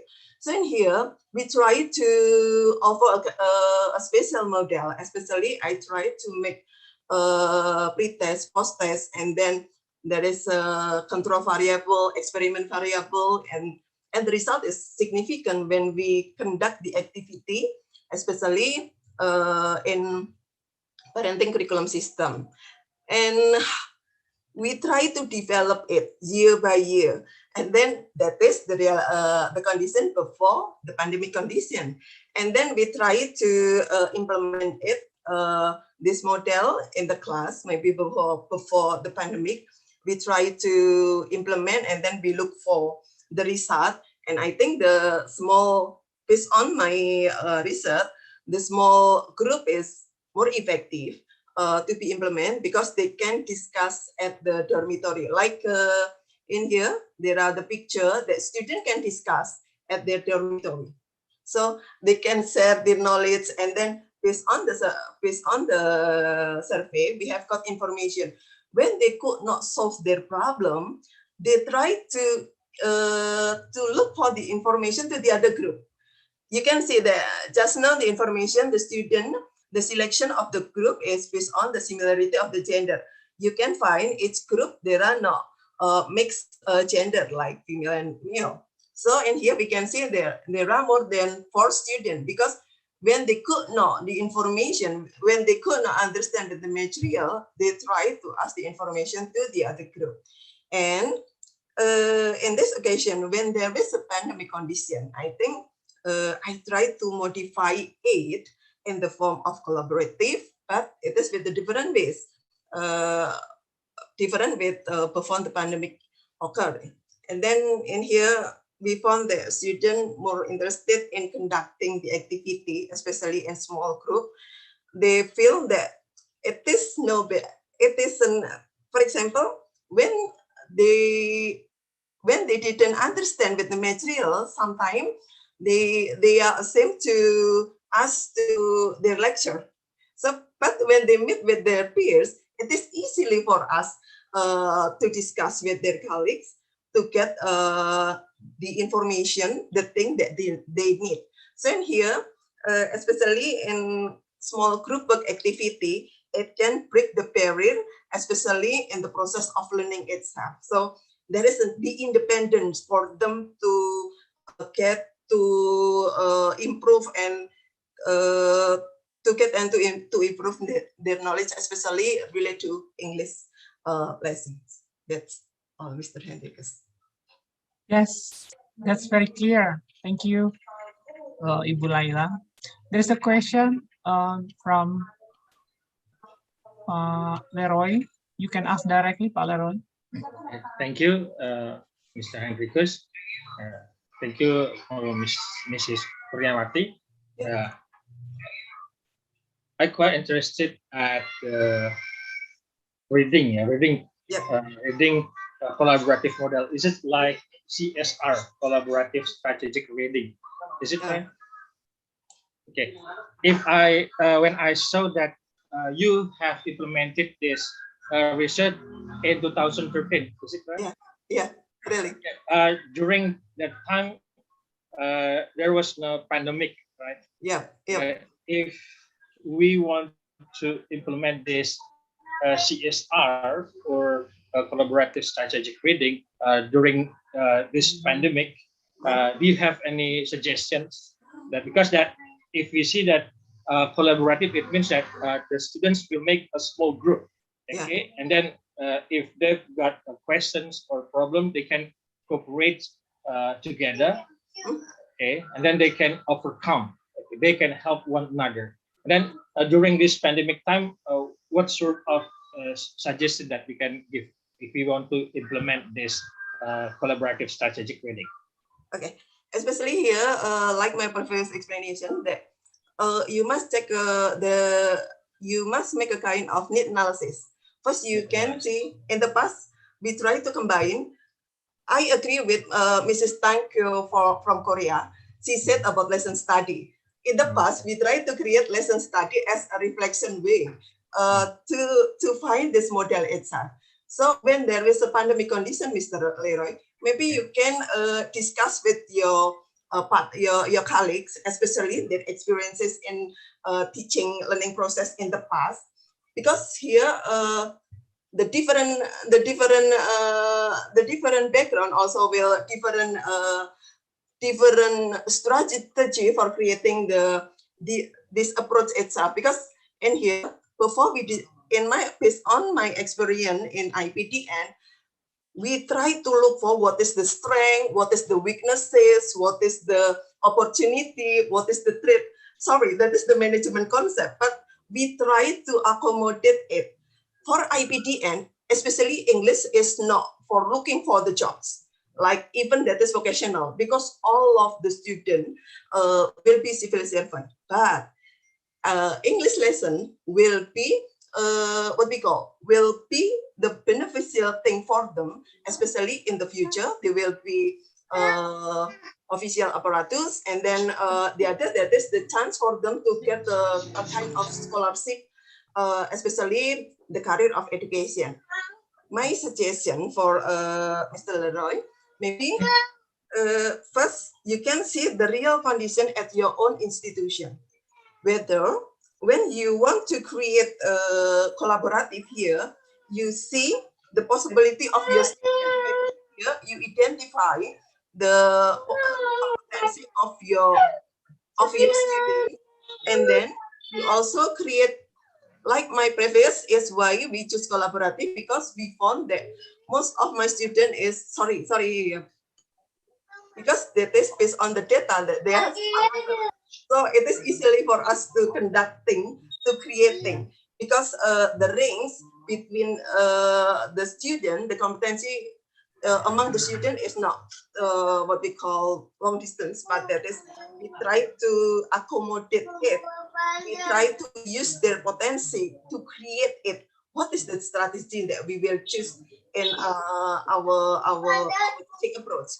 Then here, I think the essential thing for creating the teaching concept, especially CSR, is please make need analysis based on the situation and condition that is rise at your own institution.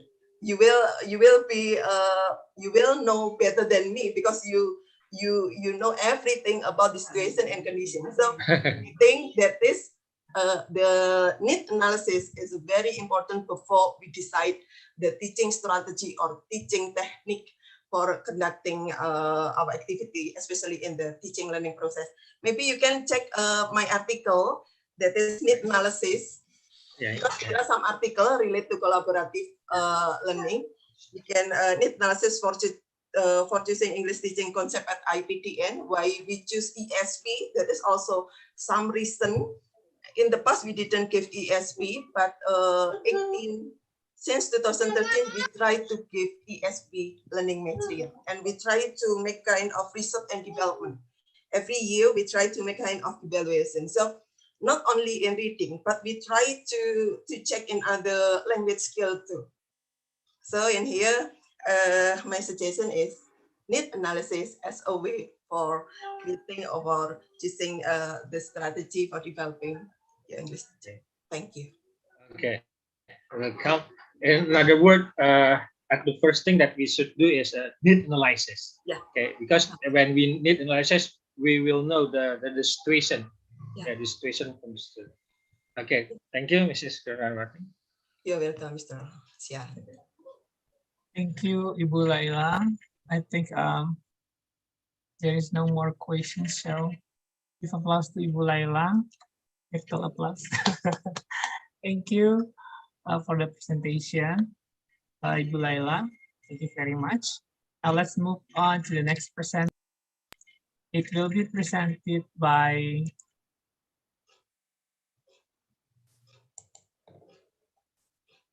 okay, we will see the video because the presenter has already sent us the video. So at the end of the video, ladies and gentlemen, Bapak Ibu, you can send through the chat box questions. There is an email, or you can just send to the committee. Okay. The host, please play the video.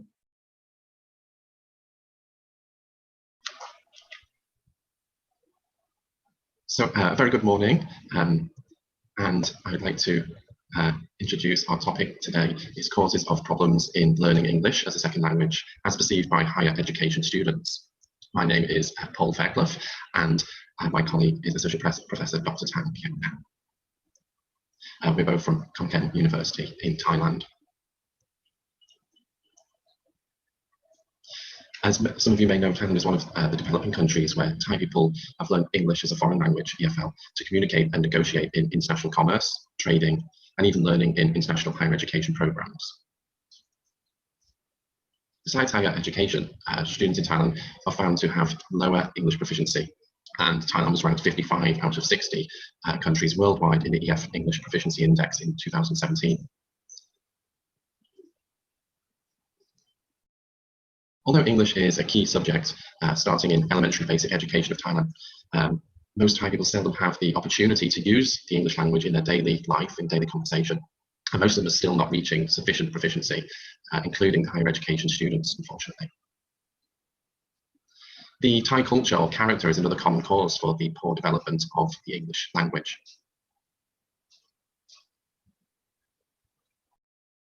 There are so many factors that affect the process of learning English as a second language, including one's attitude, self-confidence, motivation, duration of exposure to the language, classroom conditions, environment, family background, and availability of competent teachers.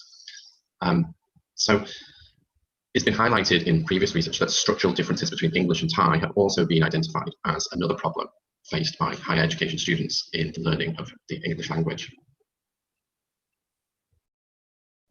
So our conceptual and theoretical framework, so SLA model, the second language acquisition model from Ellis 1994, was used to investigate higher education students' choice or use of language learning strategies. This model identifies three sets of dimensions that explain the process of second language learning, namely individual learner differences, learner strategies, and outcome. There are two theoretical underpinnings of the research framework, as I've mentioned earlier, namely the experiential learning theory, ELT, and the social cultural theory, SCT. As you can see here, we have the first set of individuals, learner differences, such as age, aptitude, motivation, learning styles, beliefs, affective states, and personality. In the middle here, we have the second set, the choice of strategies, cognitive, metacognitive, affective memory, compensation, and social. And the third column, we have third set outcome, the indicators of international programs and key competence of international program courses. So the research objectives. Firstly, to identify higher education students' perceptions of the leading causes of problems while they were learning ESL. Two, to examine whether there were any significant differences in the causes of problems faced by the higher education students on the basis of different attributes, variables, such as nationality, their program of study, their faculty, the academic year of their study, and English language courses that they attended towards their learning habits, their learning environment, learning attitude, and also their lecturers' competence using second language acquisition model. We also wanted to examine the intercorrelation between the 4 causes of problems faced by higher education students, to examine the significant predictors towards higher education students' perceptions of learning environment as the cause of problems while learning ESL. Okay. And now I would like to hand over to my colleague, Associate Professor Dr. Tang. Okay, thank you, Mr. Paul. So I will continue with method of the study. So we are using survey research design, whereby a questionnaire was an instrument that we use to collect the data. And our target group is from 5 faculties in Konkan University. And these 5 faculties, they have international programs. So these 5 faculties were International College, Faculty of Pharmaceutical Science, Faculty of Engineering, Faculty of Education, and Faculty of Economy. For International College, we have 6 programs, whereas Faculty of Engineering, we have 4 international programs. The rest, Faculty of Pharmaceutical Science, Education, and Economics, they just have 1 international program. We are using multi-stage sampling technique. As I mentioned before, we got 13 international programs overall. So we need to have multi-stage sampling, start from the faculty, followed by the programs, followed by the groups of the lecturers who are having more than 1 class in that international program itself. So with that, we follow by stratified random sampling, whereby we random based on the size, the class size of each class.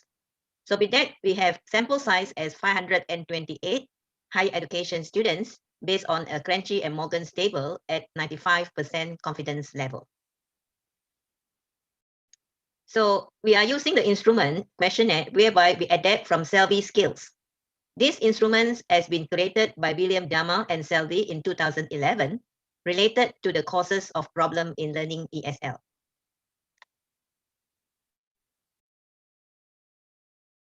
Okay, the original Selby skills, we have 62 items, whereas we have another 6 items for collecting the attributes of the students or the student's profile. Because we adapt the questionnaire from the we adapt the questionnaire, so we need to do pilot testing. So we testing the content of the questionnaire by asking the 5 experts to give their feedback whether this adapted questionnaire can be used in Thailand context or not, because the original questionnaire was used in India. So we need to adapt in Thailand context by asking the 5 experts from Thailand to validate the content. On the other hand, we also asking 30 undergraduate students who are studying in international program of a public university located in Bangkok to answer the questionnaire to test the reliability. So with that, we find that the instrument, after tested to the 30 undergraduate students, we found that it's reliable and good to use, as the Chromosome alpha value was 0.94. As I mentioned before, after the 5 experts already validate the content, but because of their advice, we need to do confirmatory factor analysis. We need to check the construct validity of the instrument. So we run the confirmatory factor analysis, and we found that each item, the 62 item from the original questionnaire, have the validity index as 0.20 and above, whereby each item is able to select it into the final draft. And after collecting the data, we are going to analyze the data by using 2 kinds of statistics. The first is descriptive statistic, whereby including mean score, standard deviation, and percentage. Followed by inferential statistic, we are using one-way ANOVA, Pearson correlation coefficient, and multiple regression enter method. So this is our profile of the sample. As you can see, that majority of our students are Thai students. There is 511 students out of 528 as a total. However, we also have some students from China, from Philippines, from France, and so on. We look into our lecturers, because mainly all the international programs are conducted by lecturers in international college. So we have a few foreigners as a lecturers, teaching this international program. We also got Thai lecturers, and we also have Thai lecturers with US citizenship. So you can see that the coverage is quite even among the foreign lecturers and the Thai lecturers. And we have students from various academic year, from first year until the final year, but majority of them are the first year students. There is 84.5% of them are first year students. And all these respondents or all this sample, they are doing 5 types of English language courses. There is critical reading and writing, English for communication in multicultural society, English for specific academic purpose, public speaking, university study skill in English. However, most of them are doing critical reading and writing. There is 59.7%. That's more than half. This is our finding. Our first finding shows that lecturers' competence have the highest mean score compared to the other 3 variables.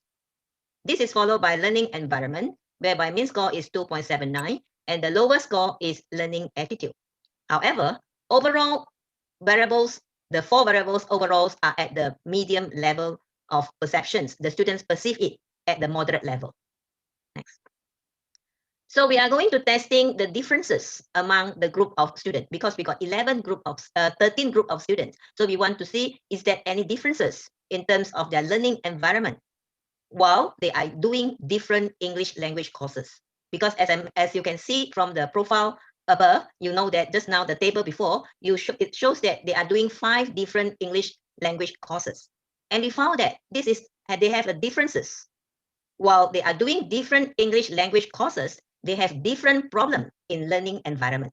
This can be seen by the p-value, as there are differences in terms of the group where they are doing different English language course. Next. Well, when we look into is there any differences while they are doing the programs? Different program, as we have 13 different international programs. And we found that they are different, they have different problems in their learning environment, in their learning attitude, in their perceptions towards lecturer competence. However, there is no difference when in terms of their learning habits. Okay, next. In addition, we also want to look into, is there any differences if the student coming from different faculty? And we found that, again, learning habit is not significant. However, students coming from different faculty, they are having different problems in their learning environment, learning attitude, and their perceptions towards lecturers' competence, which is reflected in the p-value. Next. When we look into, is there any differences when students are coming from different academic year? And again, only learning environment, learning attitude, and lecturer competence are the causes of the problems towards the student when they are coming from different academic year. So in other words, learning habits overall have a least capacity in terms of problems towards the students learning English as a second language. Whereas learning environment, I think towards the findings, and one way another findings show to us that learning environment is the most significant variable that can influence students while they are learning English language as a second language, followed by learning attitude and their perceptions towards lecturers' competence. Okay. So now we are going to look into, before that, we already found that there are 3 important attributes that can influence the students while they are learning English language. Okay. And now we want to see these 4 variables, is there any relationship between them or not? And we found that these 4 variables or these 4 causes of problem, actually learning environment is very highly correlated with learning attitude. That is 0.579, okay, at the significant level of 0.01. However, you can see that learning habits and lecturer competence has the least intercorrelation between these 2 variables. So in other words, we can make a conclusion from this finding to show that learning environment is the most significant variables that we need to further investigate, because learning environment have a very high intercorrelation with learning attitude. Therefore, we are going to look into just the learning environment. We want to find out which one will be the most significant predictor for us to predict the influences from the student attribute or other variables that related to students that can cause a difference, that can contribute to the learning environment. And we are using regression analysis result from the enter methods. And from this result, we found that we have 4 significant predictors. That is learning habit, learning attitude, perceptions toward lecturer's competence, and the English courses that the student taken. These are the 4 predictors that contribute to the learning environment. And these 4 predictors has been successfully contributed 44% of the learning environment. So in other words, if we improve in any of the learning habit or learning attitude or lecturer competence or the English courses, it makes a difference, or it contribute differently to the problems of the students while they are learning English language. However, you can see that student nationality, lecturers ethnicity, program, faculty, academic year doesn't contribute anything to the learning environment. So let us come to the discussion. The result of the research found that environment is the leading cause for the problem in learning English as what perceived by the higher education, while we comparing learning environment to the other 3 dimensions, for example, learning habit, learning attitude, lecturer competence. And we also found that there is a significant difference in perceiving the environment when the students are learning in the different English language courses. So in other words, if they're attending different English language courses, they are facing different problems in their learning environment.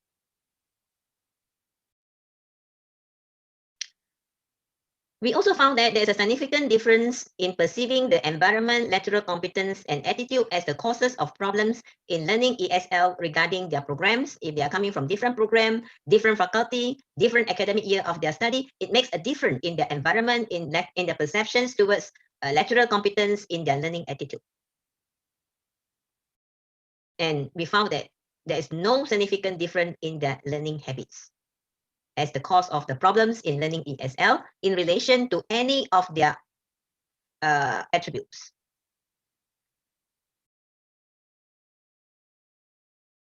Okay, so we can, based on the finding, we found that our international program courses in the future, we must design so that we have a very clear instructional goal, since we already know what is the problems of students. So when we develop instructional goal, we need to look into the problems that we found just now. For example, learning environment, we need to consider that component, learning attitude as well, when we do the instructional goals. And also we need to go along with the support system for the lecturers and students throughout the entire educational experience, because we found that students from different academic year, students from different programs, students from different faculties, they are perceived differently in their learning problems. So in other words, we also need to look into the support system that university can provide to them so that it can make a change in their learning environment and not just focus on pre-academic support program such as academic English preparations. We also found that the intercorrelation of subskill that we use, the 4 variables, we found that there are low to moderate, moderate to substantial, and substantial to a very strong relationship, especially for learning environment and learning attitude. And this has been confirmed that our considerable variability in the higher education students' perception across the 4 leading causes of the problem in learning ESL has the intercorrelation between these 4 problems. And you can see that the intercorrelation is ranged from 0.198 to 0.579, which is show it to us that there is a significant clinical and research implication. So in future, these 4 leading causes is significantly for the future researcher to look into these 4 problems in detail. So finally, the results of this research review that higher education student learning attitude, their perceptions towards lecturers' competence, learning habit, the English courses that they attended will be the 4 significant predictors as shown in our multiple regression result, that it has been the predictors for the learning environment, and it contributes 44% of the problems. The result has successfully broken a new ground to suggest to the lecturers or teachers in futures who are teaching international programs using, and their students are doing English as their second language, then they're supposed to focus on these 4 predictive variables. That is learning competence, learning attitude, learning habit, their English courses that they attend, and their perceptions towards lecturer competence, so that they can improve student learning environment. And with this finding, we would like to suggest to educational officer from the Ministry of Education so that they can arrange the guideline and orientation programs in English in the future. Moreover, the Ministry of Higher Education, they should conduct some in-service training so that they can provide information on the students' development in English at regular intervals, so that they can solve the problems of learning towards the student while they are doing international program. So we made a conclusion that our research findings have added some value to the previous research. For example, we added the value about the lecturers' perceptions of student ability, how they coping the strategies for English language learner in higher education. We also added value in terms of English language improvement that they can make during university study as a contributions to the expert knowledge. So that is about all about our research. And thank you very much. That is the end of our presentation. Thank you, Dr. Paul and Dr. Tang. We have Dr. Tang here. If you have any question, you can just address your question to Dr. Tang. Ladies and gentlemen, if you have any question. Can I have a question, Mr. Hendrikus? Yes, sir. Okay, good afternoon, Dr. Tang. Yeah, good afternoon. Yeah, my name is Yogi. I'm from President University Indonesia. I just want to have a quick question. So is this study conducted after or before COVID-19? During COVID-19. During COVID-19, okay. We are online, we are using online survey to the students. So you mentioned that environment becomes like one of the highest predictors for the students' difficulties in learning English, right? But could you please clarify or maybe explain more about the cause of COVID-19 or the impact of COVID-19 towards your international programs at the Konkan University? Okay. That I need to make some clarification, because the question that we ask in the survey is ask them to think at the normal class, that is not online teaching yet. That means it's face-to-face teaching. So that learning environment is based on face-to-face teaching. It's not based on online teaching. But we conduct the research is during COVID-19, so we conduct the survey online. But students was asked the question that imagine the before when they attend the English courses, the environment that they have. And the environment that we ask is not about just the physical environment. We are more on the interaction environment, social environment, this kind of environment. That means how the lecturers share the idea, how the student with student, how they solve up the group works and something like that. That kind of proactive or reactive learning environment. Okay. Okay. Can I have like one more sub question probably? Okay, come on. Yeah. Okay. So I'm really curious for the learning attitude. So I'm particularly interested in, like psychological challenges of students in learning English. For example, like anxiety or lack of motivation. Do you also consider those aspects in the research? Yes, and correct. then the second one is that how about the independence level or the self-regulated learning skills of the students? Because that will also become a factor as well in measuring the successful or the success in learning English, right? Okay. So actually what you asked is already included in the questionnaire as the learning attitude. First of all, the learning attitude, basically I would like to clarify to you is Thai student, especially Thai student, not international student. Thai students, they are very phobia about learning English, because English to them is something very difficult. so that they also quite reluctant to use English because their environment do not have much opportunity to use that kind of language. So to them, if they can avoid the one to use English, they will not use English. So that is the problem that you can see that actually their attitude, the way of how they look into English can cause a problem for them. If they can break the ice, that means is break the phobia, I think they will learn better. Another issue is you can see that for self-regulated learning, I would consider that they are very low. Partly it's because of, you can see that from my experience, when you want to teach them something, even though they will, before that you give them the PowerPoint, they will translate everything into Thai language first before they attend your class. And then when they speak to you or they answering your question, they will think in the Thai way before, and then they translate back to English and answer you. So that's why that make the situation become difficult for them to have self-regulated learning. So I think there is a long way for Thai students especially to adapt to the environment, the learning environment, a positive learning environment, I would say.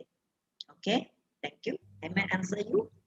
Yes, thank you, Dr. Tang. Maybe it becomes like, or it will become like some kind of research opportunity for you to tap into the, self-regulated learning skills of the Thai students and probably the psychological, challenges as well in the, experience by Thai students, as you have mentioned earlier. So probably that can become your future focus of the research, probably, and maybe during the COVID-19 context, because I believe that the result may be different because of we have got different contexts here due to COVID-19. Yeah. Okay, thank you. Thank you. Yeah. Thank you, Mr. Mahmoud, for the question. It's always interesting to talk more about anxiety, psychological factor, or learning style, and many things dealing with the learning and teaching activity. Okay, I think there is no more questions. Let's give applause to Dr. Tang. Thank you very much for your Okay, presentation. thank you. Thank you. Dr. Tang. Well, ladies and gentlemen, we come to the end. The last presenter will be Pak Yules. Okay. We will also watch the video, but please, the host, play the video. Thank you.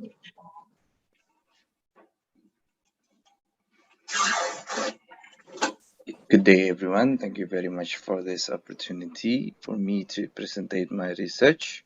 My name is Yules Orlando Shanipar. I'm a lecturer from Universitas Kristen Indonesia. My research title is The Use of English Cartoon Programs in Acquiring Foreign Language on 3.5 years old child based on questions monitor theory analysis. Okay, the background of my study is, as you can see in this slide, I'm talking about the difference in pronouncing Indonesia word and English words, and also the difference words between Indonesia and English words, and also the systems that is used in Indonesian language and English language.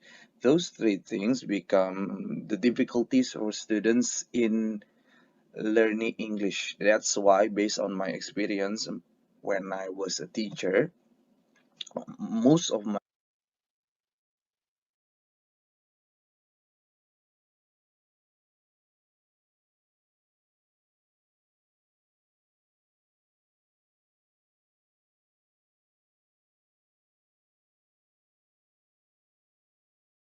students find English as a difficult lessons.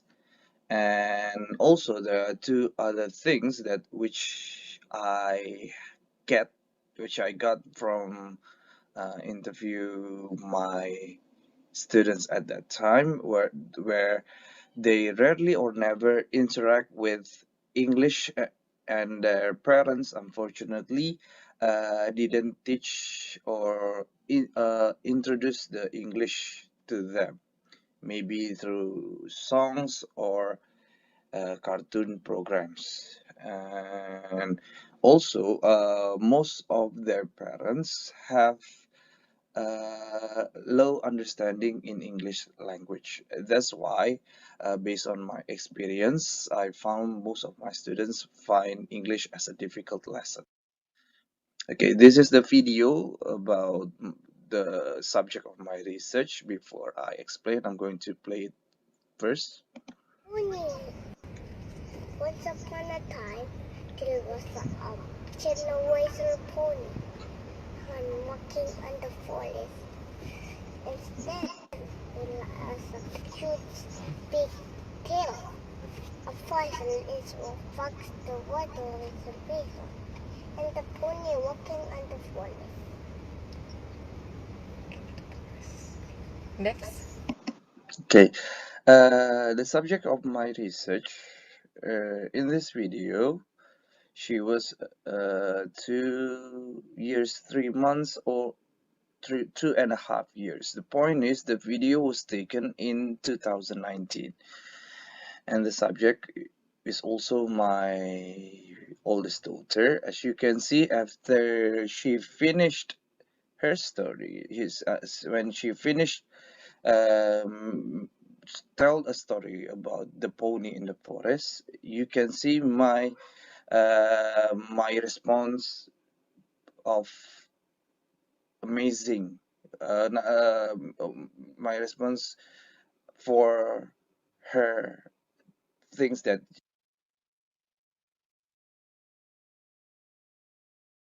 for her story. I find it was amazing because at that year she can make a simple story using English, while before, as I told you in the previous slide, most of my students find English is difficult. That's why in this research, I'm going to find out the use of English cartoon movie in understanding foreign language, which in this part is English language. Okay, the previous research, I found there are two research that have similarities with my research. Number one is Randy's Pribadi and his friends research. They talks about the title is pengaruh keluarga dalam pemerolehan bahasa kedua pada anak usia 1,5 tahun, sebuah analisis teori monitor question.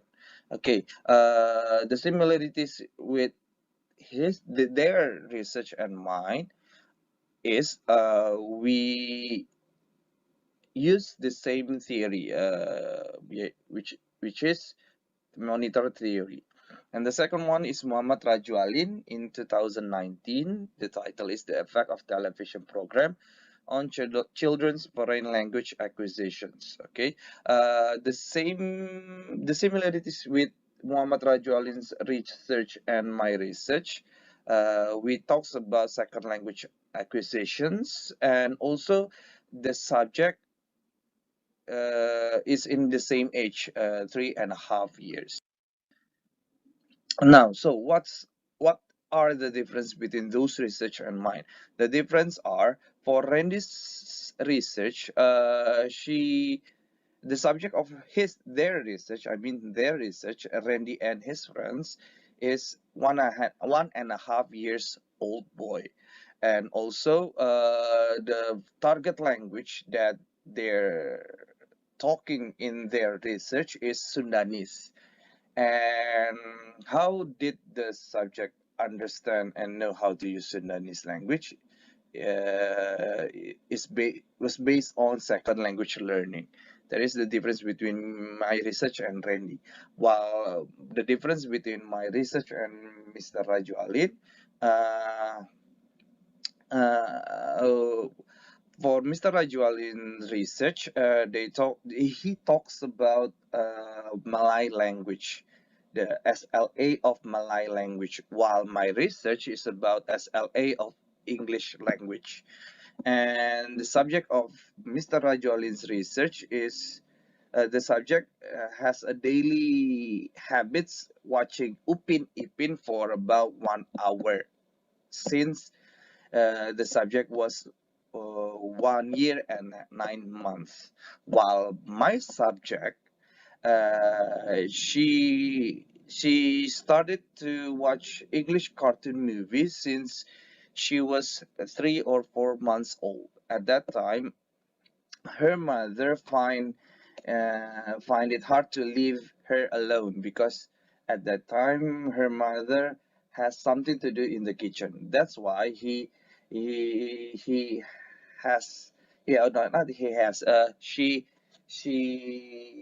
gives cartoon movies which at that time English cartoon movie to make the subject uh, can be still for a moment while she finish her work in the kitchen.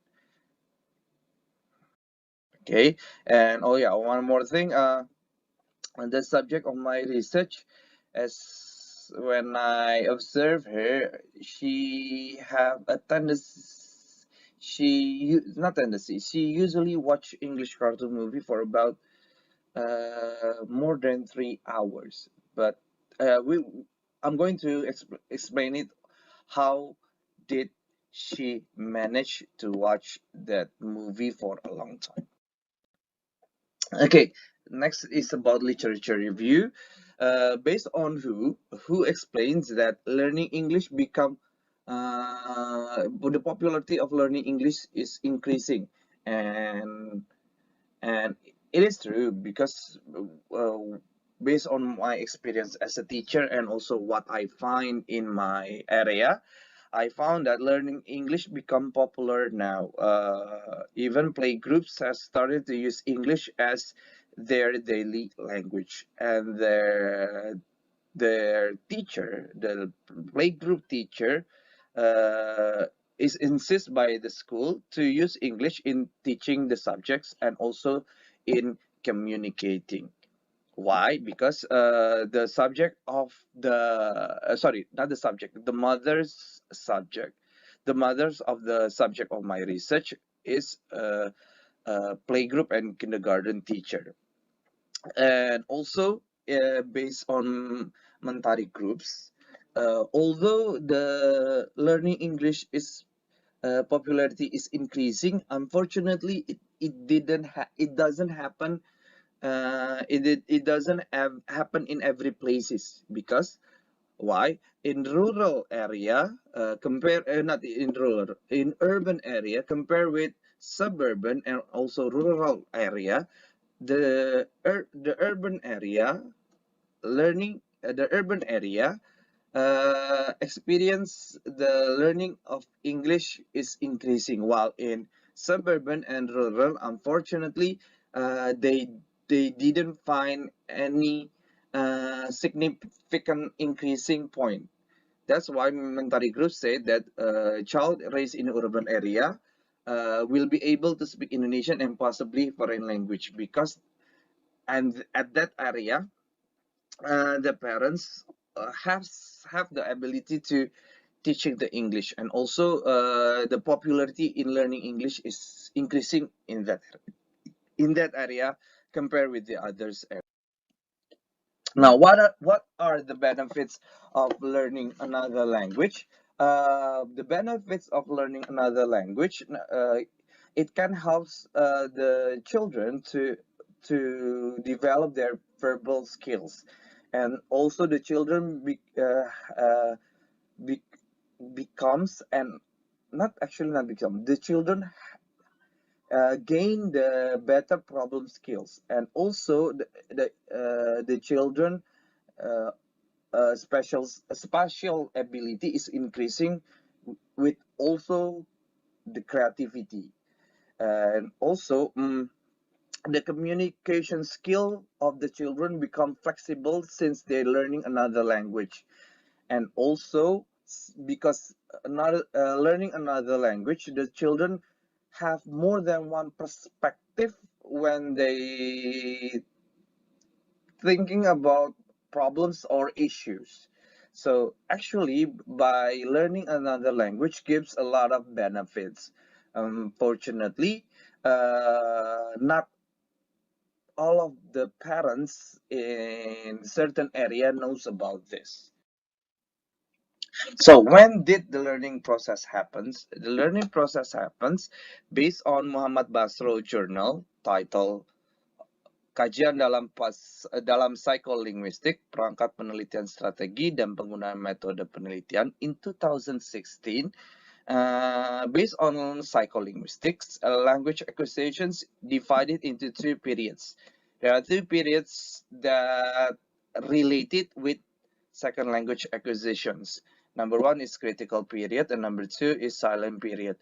In critical period, at that time, the children absorb languages, observe many knowledges in a fast process. But at silent period, the ability to observe, observe the knowledge, the language become slower. But it doesn't mean that the children tends to stop learning. No, in silent period, the children tend to be silent.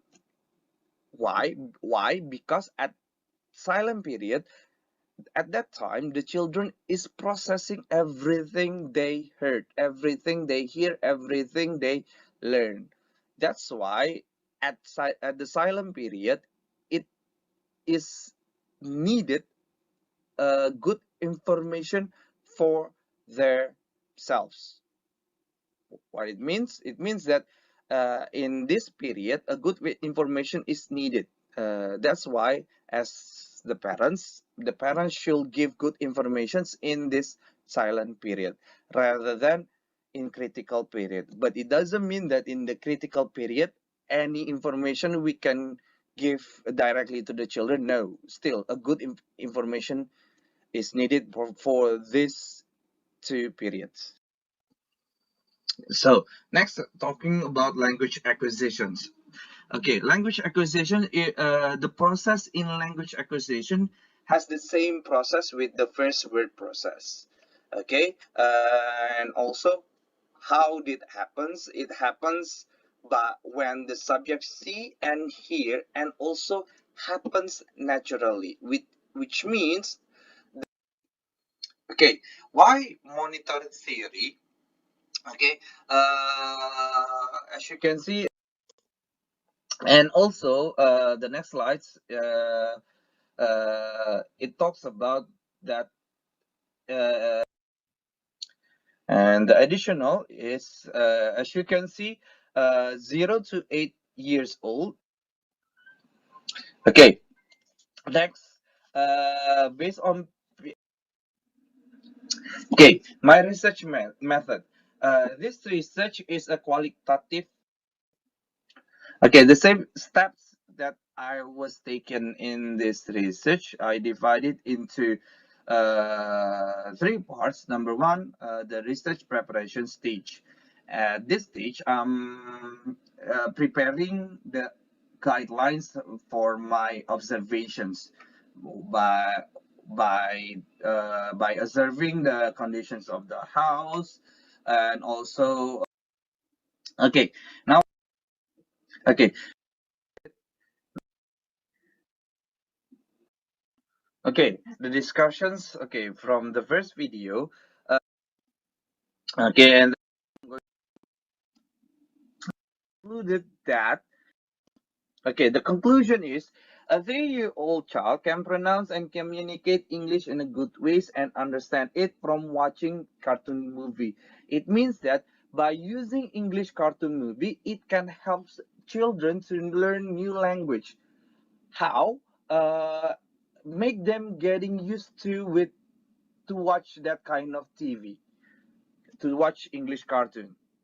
And although there are still some conversation where the subject doesn't understand what she is saying, I'm sorry, it should be she is saying, or other people are saying.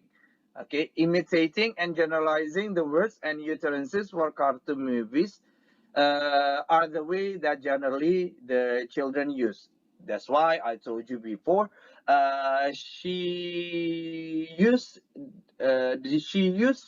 English words based on what she watched before. That's why at the first video, when the TV count from 10, she directly mentioned 9. It should be 20.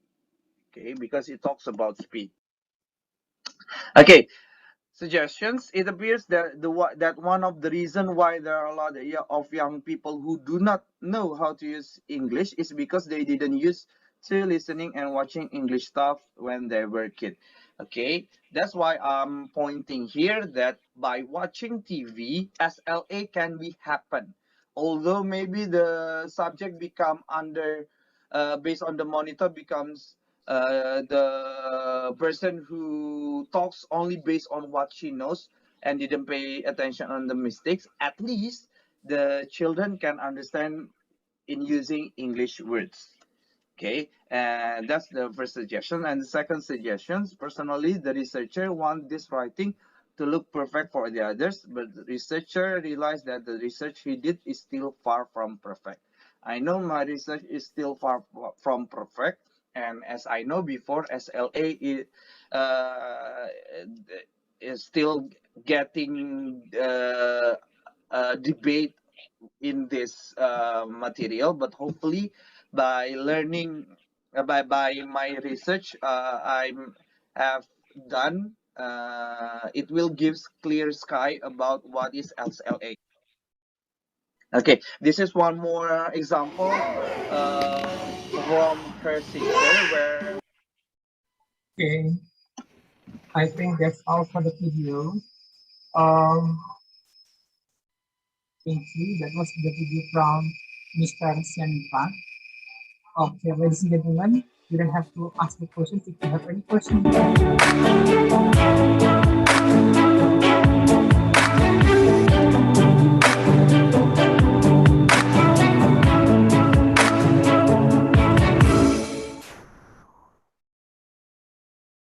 All right.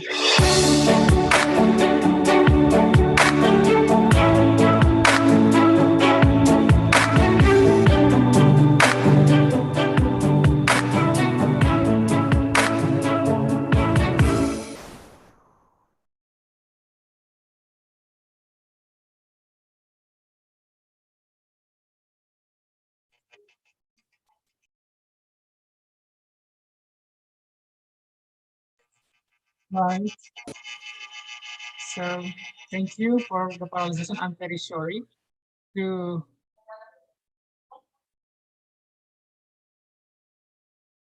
use much time in this parallelization process in room 1. Now, thank you very much for the presenters and the participants who have joined and participated actively in the room 1. Now, let's get back to Dr. Ramon. Thank you very much.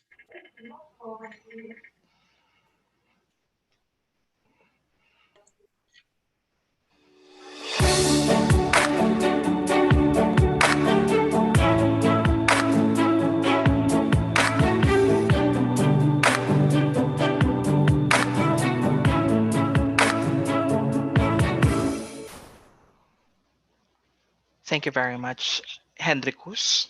So now we're done with the parallel sessions of the first day of the conference.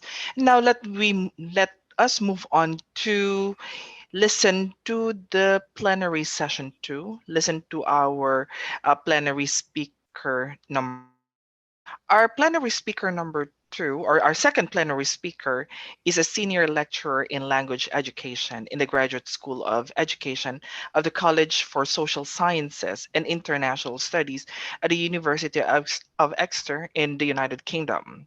She has worked, lived, and studied in Switzerland, Spain, and the United Kingdom. Currently, she works as a researcher and language teacher educator and supervises master's and doctoral projects related to multilingualism in education, language socialization, and role of languages in social cohesion.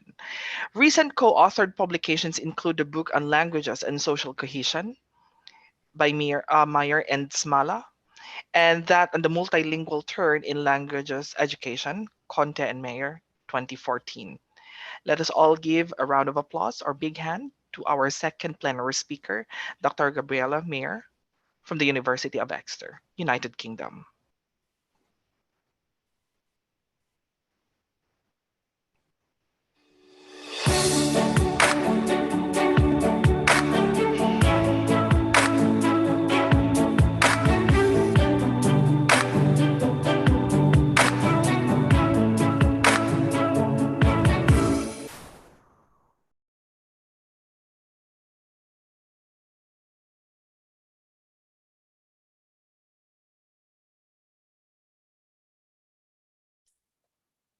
Hello, everyone.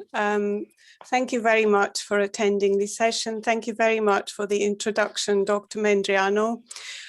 Also, thank you very much for the invitation, Angela Asri Purnamasari, who is actually a graduate from the University of Exeter, where I work currently. I would also really extend my thanks to the organizer of this fantastic conference. I have seen very many interesting talks already today. Obviously for me, it's the beginning of the day. For you, it's all probably more in the afternoon now. So thank you very much for staying with us and still be here. So I try to make it a little bit interactive, so it may be easier to stay awake during this talk.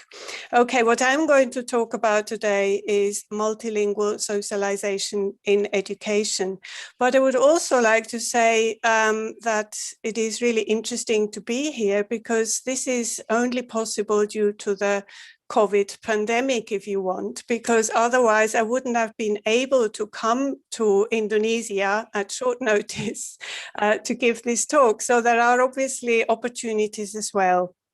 So it's an opportunity for scholars like ourselves and colleagues all over the world to exchange knowledge.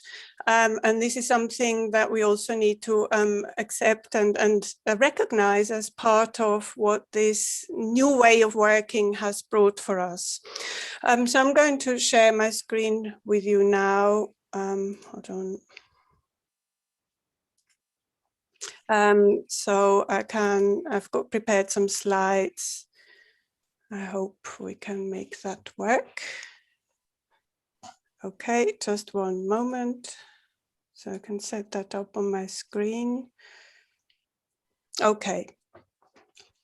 So I hope you can see the slides at the moment. So I'm just going back.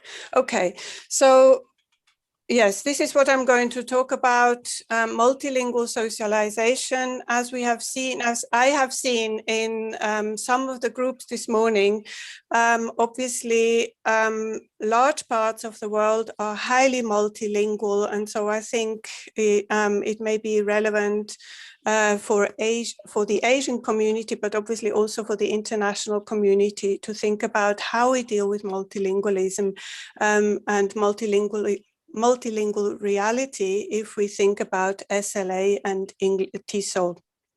Okay, so this is just as Dr. Mendriano said already where I work. This is in the southwest of England, and these are my interests, research interests.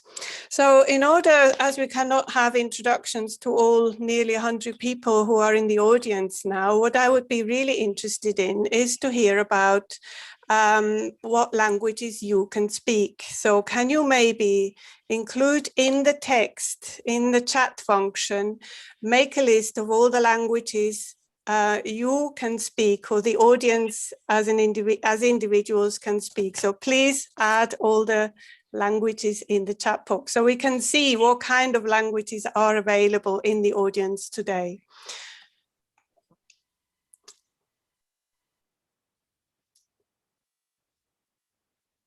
I think I can't see the chat box at the moment.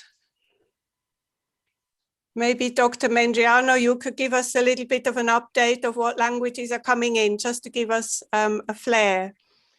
Okay, yes, Dr. Mayor. So one answered Tamil, Telugu, and Malayalam. So I would say this person is from India. Okay, you're doing an interpretation already. So yes, but that's very interesting to see exactly the kind of languages that people speak.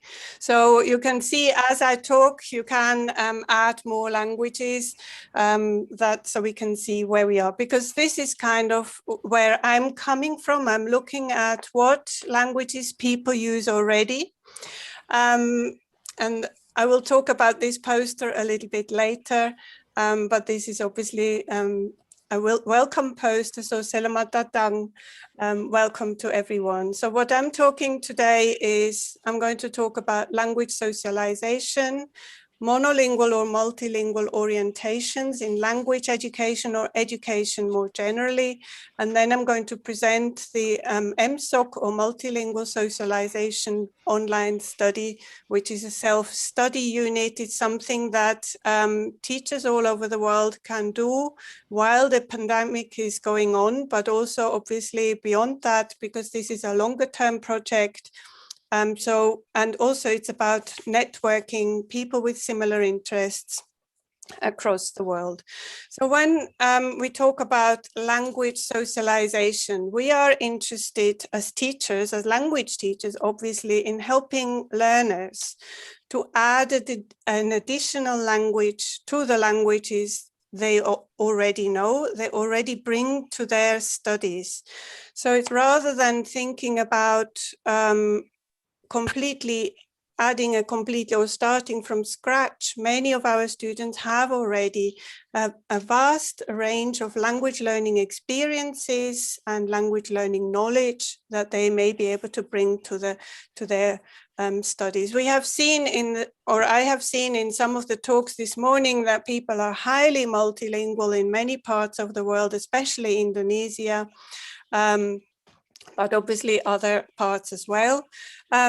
People grow up in an environment where they encounter lots of different languages in the family, in their work, in their studies, hobbies, religion, work, I've said that already, but also obviously in the internet. And I think this is increasingly important, as we have seen, and it has an increasing importance in terms of the COVID pandemic as well. So people get hear and are exposed and use lots of languages depending in different domains of their lives.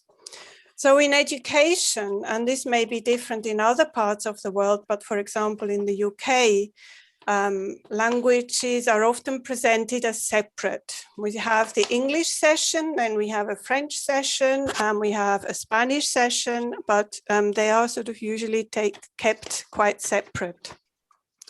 So we can, as educators, we can think about presenting a world in which languages are separated, where we try to exclude other languages, or we can present a world in which languages are intertwined, as it is the case in reality maybe as well, where languages are used interchangeably in different ways, in different domains to make sense of the world. Okay, so language socialization is therefore about either carrying on linguistically what we do already, or it can be that we reflect on what we do already and maybe make small changes or bigger changes depending on what is possible, what makes sense, or we remain where we are. So this is, I'm not saying here that one way of doing things is better than the other, but what I'm advocating here is that we need to reflect on how we use languages so we know what we're doing, and then we can make an informed decision of what may be the correct way, or the correct way is never possible in education for everyone, but a good way or a constructive way of using languages that students have already. Okay, so language socialization is a theoretical lens that is often used to examine, describe, and understand actions that occur routinely in everyday life and that are used or practiced by members of the group and develop norms of how we use languages in different domains, be that school, be that the family, be that the church, a temple or a mosque or other sites or sort of sports clubs, etc. So what I sort of argued in my article 2018, on which this talk is based, multilingual socialization, which many of us experience, is a driving force, or can be a driving force for change. So what I would like to know in a way is, or what this is about the norms that we either recreate or slightly modify in our educational domains or in our educational practices, because this is where we have some influence of what's happening. We cannot change the whole society, of course, but we can sort of make some changes, always with the benefit of the learning in our mind, of course. So what I would like to know is how many people I presume that many people in the audience today are English teachers or English teacher educators or researchers in the English language or another additional language, another often referred to as foreign language. So how many people in the audience use English or another target language only in their classroom? Can you please use the thumbs up function if you only use the target language in your classrooms? So it's under reactions on the bottom, at the bottom of the screen.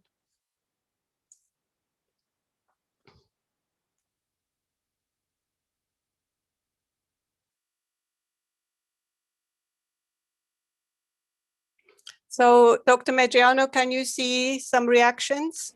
I don't see any reaction, Dr. Mayer. Okay, interesting. So I'll ask a different question. Who uses several languages in their classrooms? So we've got reactions here. We've got Dr. Medriano has already reacted, I can see, but I can't see the others. Can you see whether we have more reactions? We've got Dr. Henricus, Mail as well, Male. Okay, so we probably have a few more. I cannot see it, but you can think for yourself. Which way are you using languages? So many of us, I think, are using more than one language in the classroom for various reasons. So in many ways, education or sort of when we look at languages and language use in classrooms through the lens of language socialization, we can present multilingualism as a resource. So we can make use of the language for various reasons to help and scaffold language learning, or we can see it as a problem. And I think we have seen both, or I have seen both in the talks already this morning, that some people in some classes, students are reluctant to use the target language. So we feel that the other languages might interfere, might sort of not help in using the target language, and at the same time we can also understand it as a resource. And one is not, one doesn't exclude the other necessarily, so it's not an opposition necessary, but it's the way we can look at language use in our classrooms. So when we look at multilingualism as a problem in a way, Ulrike Jesner has found that other languages are sometimes left outside the classroom because they are thought to disturb the learning. Some others are thinking that, or feel, teachers as well as learners sometimes feel guilty or inadequate if they draw on or allow other languages in their classroom. Kanagaracha and Lienage said that multilingualism is therefore sometimes in some classes not appreciated in SLA. and languages can be considered as a problem. Andrea Young works in France. She thinks especially of classes in the French context where students bring other languages to their learning in French. So the monolingual orientation is very widespread in parts of the world, probably less so in the context where you are working. And this is why I'm so interested in talking to you today as well. In many places, more and more English is used as a medium of instruction based on the idea that we learn English by osmosis, by being exposed to the language, you kind of automatically absorb it.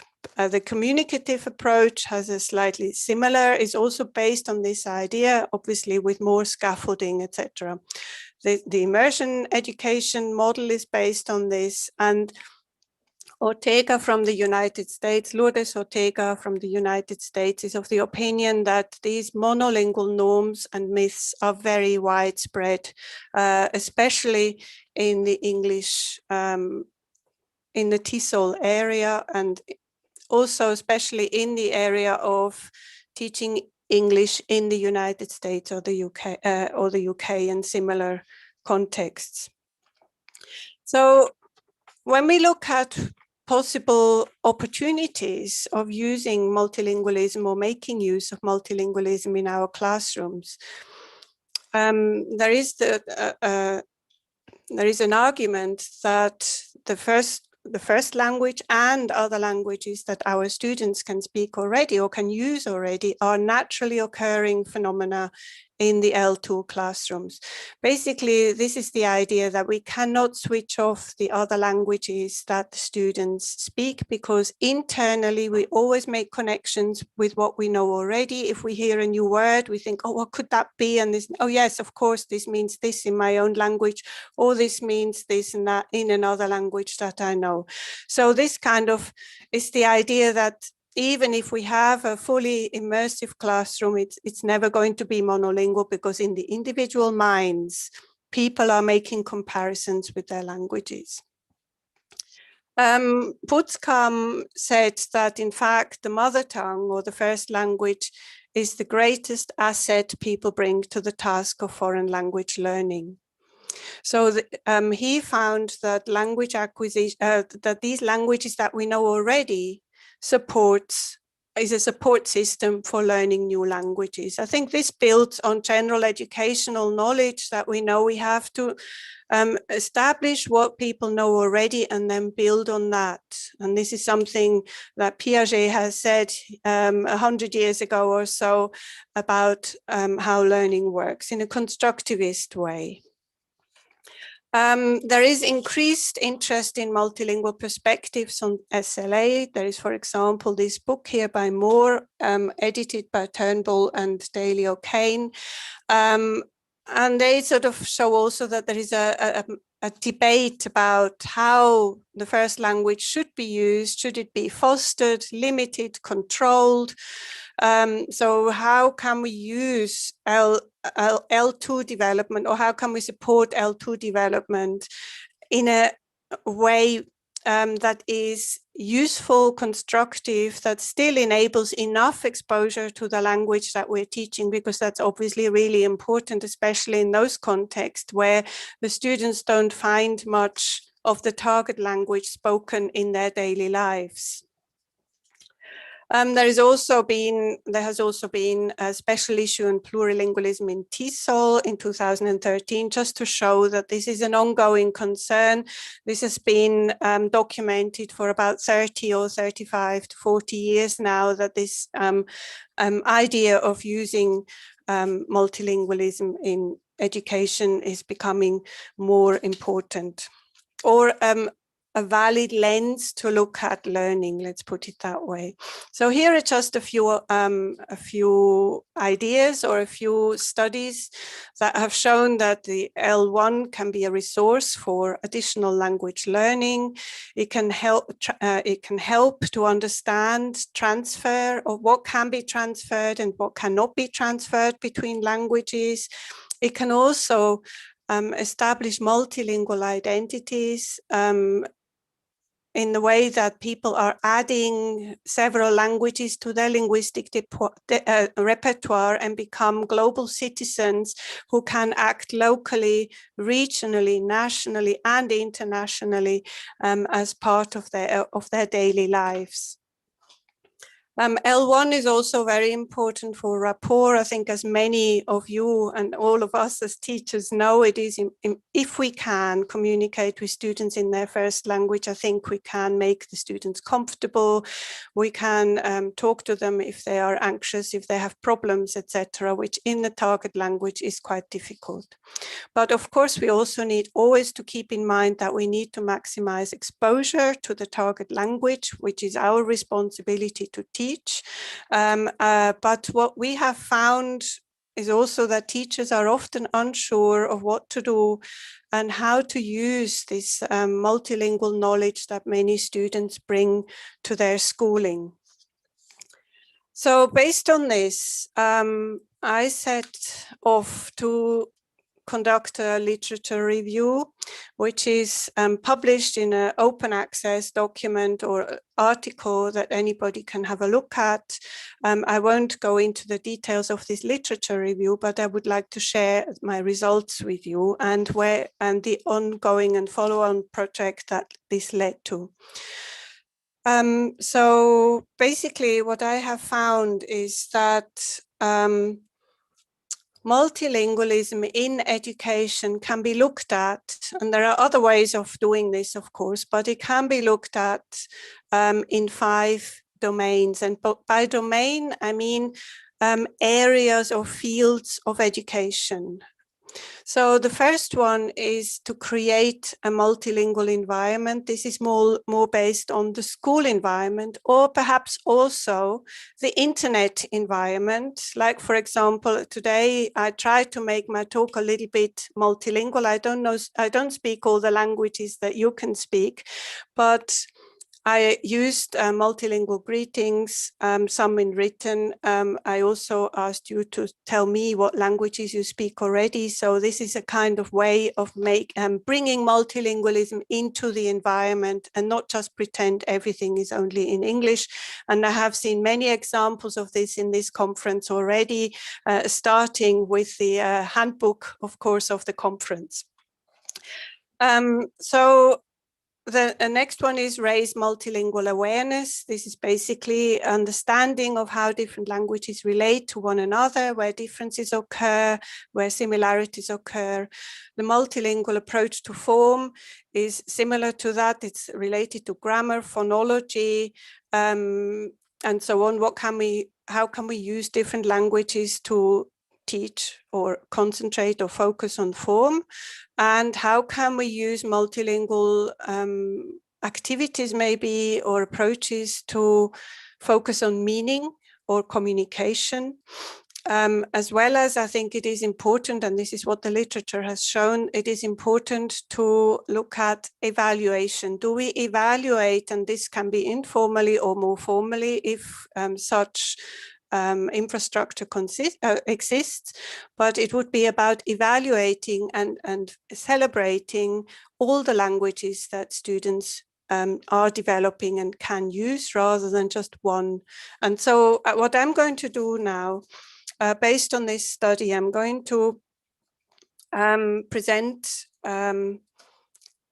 some ideas for all of these domains. And as you will see towards the end, we developed a self-study unit for teachers to reflect on each of those domains in an online study teacher development module, if you want. This is freely available for everyone all over the world. So this study resulted, and you can see that in the article, in 96 statements, which is quite a lot. I take that, that relate to each of those 5 domains. These can be found at the end of the article as well. So in the following, I will talk about each of those domains, give some examples from the self-study unit. So you can see what that is more like, what this is like. And then I add some examples from my own practice of how I try to use this in my teacher education at the Exeter University. So just to say that looking at multilingual approaches to language education or education more generally is related to motivation. If people can bring in and make visible all the languages and if they can show what language experts they are, that they have already a lot of languages, it's obviously related to identity, where they can feel proud about their multilingual repertoire and background.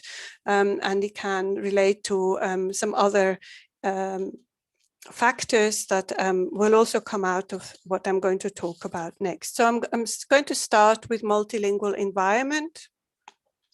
So how can we create multilingual educational environments? And I know many of you will do this already, and this is why it is very interesting to hear from people in countries like Indonesia, India, that are so highly multilingual, to see what people do already and what is available and what knowledge we already have about this. So one idea would be to show interest in languages, dialects, varieties that learners speak or are learning. And I think this is an important point as well here to include dialects and varieties, because many people often feel, and me included, felt that my Swiss German accent or dialect was basically useless, that only the standard languages counted. And I had to study quite a lot in the field of multilingualism to understand actually my Swiss German dialect is also an interesting linguistic feature. It is something that I can use. It may have limited uses, but it is obviously for my life particularly and for people like me very important and part of my identity. So if we say this is useless, it has an effect on my identity. So in this way, it may be important to also think about these other varieties of language rather than only standard languages. Okay, other ideas: invite students to bring artifacts in different languages. I'm sure many people do that already. Promote a multilingual group identity perhaps, and this could also be done through a chat function where we just say, let's make a list of all the languages we know in this group. So these are some ideas. So this is an example from our practice at Exeter University, where we, at the conference in 2017, we had a student committee and we thought, how can we make our environment more multilingual? How can we show how international our student body actually is? So we just set up a huge poster at the beginning and invited everyone to say welcome in their language on the board. And this is the board that was the result of it. We also had like taster sessions. Students offered taster sessions in different languages, some big languages like Turkish, but also Tamazight, a Berber language from Algeria, or Bahasa, etc., etc. So we had different things going on all day. We had calligraphy where we could have our names. Here is my name in Arabic written in just as a kind of bringing the languages, making them visible, basically. When we come to the next domain 2 is about language awareness. And obviously all of the things I'm talking about are about language awareness, but language awareness is a particular way of making people aware of the languages they can already use, but also about making them aware of the language learning process. And when we think about people who speak so many languages already, they have already learned several languages and are therefore experts in language learning. They may not know the new language yet, but they have already learned other languages and know how to do it in a way. So teachers could also refer to their own language learning. So it basically becomes not only a a community of knowing a language, but also a community of language learners. We are all language learners, and how are we doing it? How can we share example? And can I, as a teacher, be a role model of a language learner rather than a language knower? That's part of what language awareness may be about. It's also, we could discuss how learners feel about different languages, and encourage learners to reflect on the status of different languages in their countries or other countries. So these are just a few examples.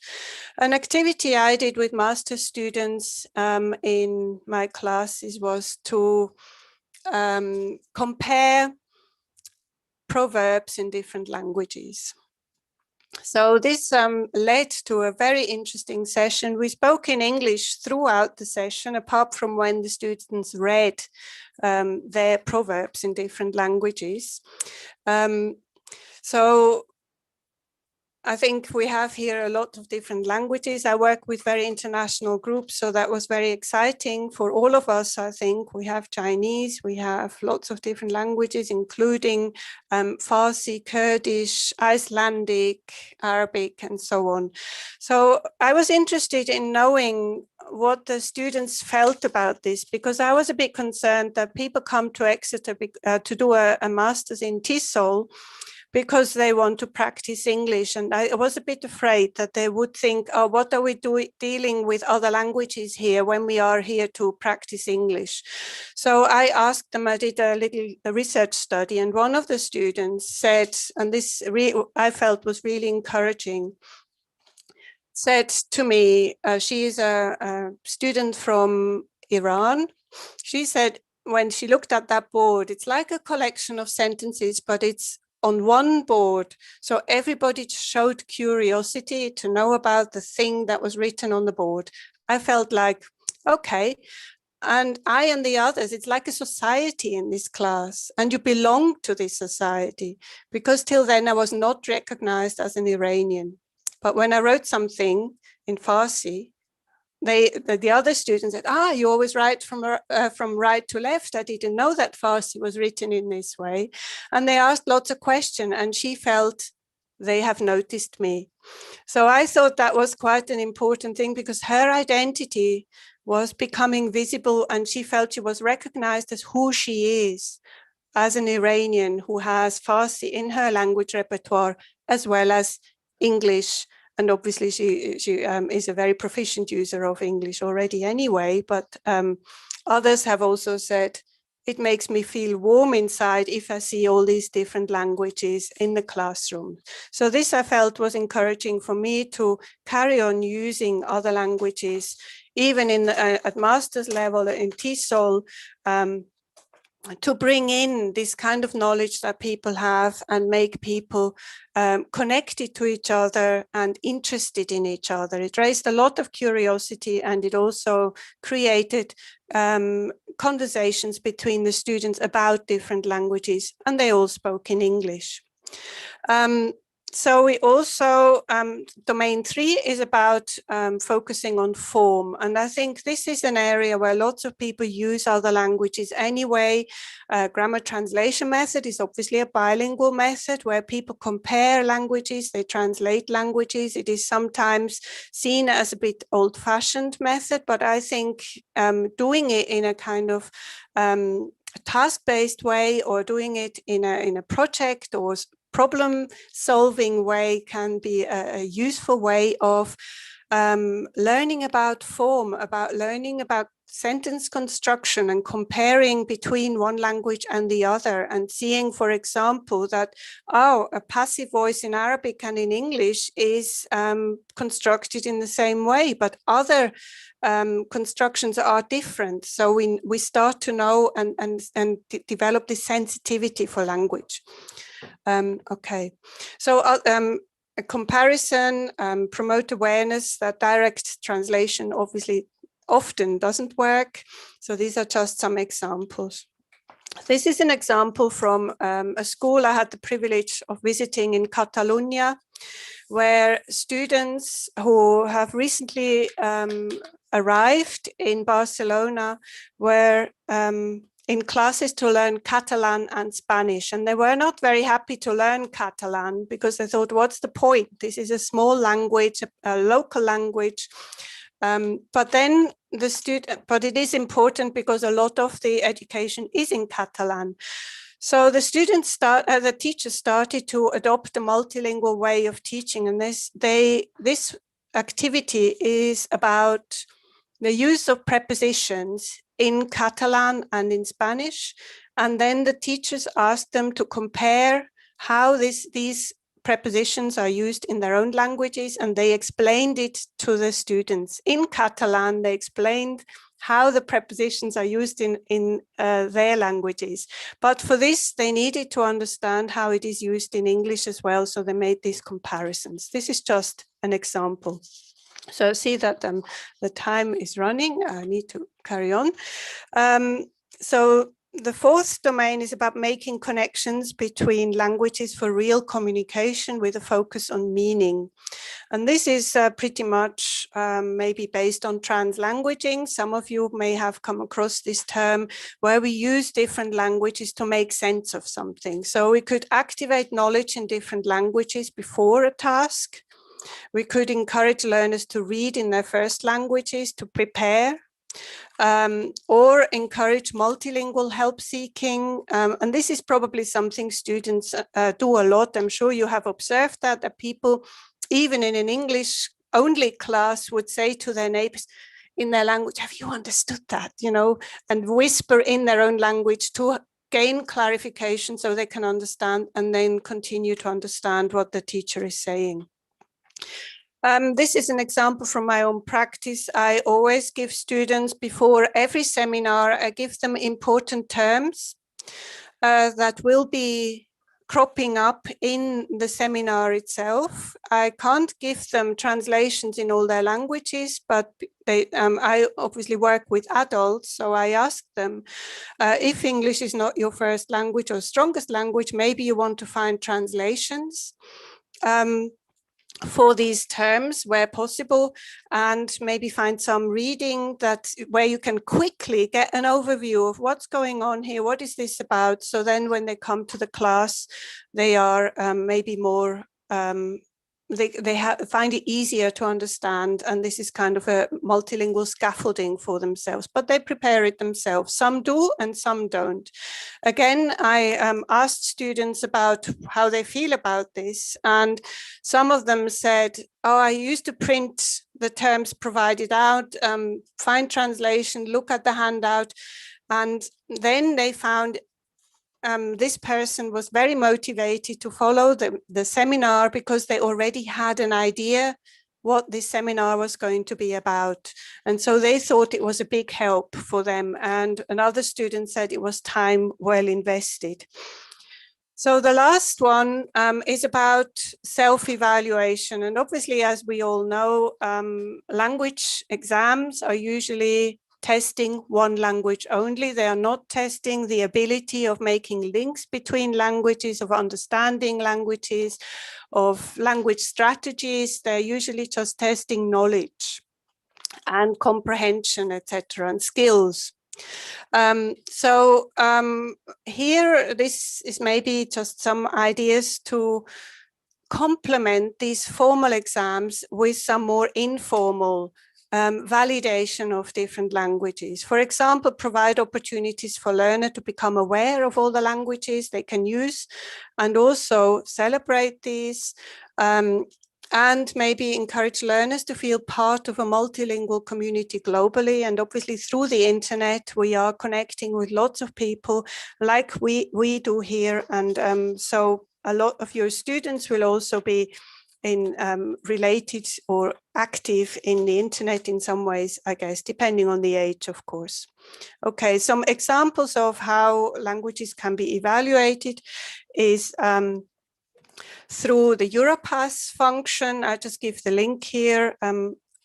So this is a way of adding languages. Everyone can do that individually and then print out a language passport that shows what languages you can speak. This could be done as homework and people could compare that. Another way is, this is a method that many of you may know. It's not my idea, it's by Brigitta Busch. It's language portraits where people can show what languages they know and how they feel about them by coloring them in on body silhouettes.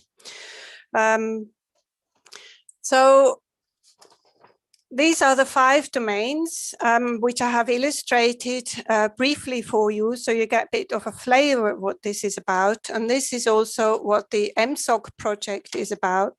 It is this self-study unit that I mentioned earlier that has the purpose of raising awareness of what people do already, what people have experienced in their own life. When I say people, I mean teachers.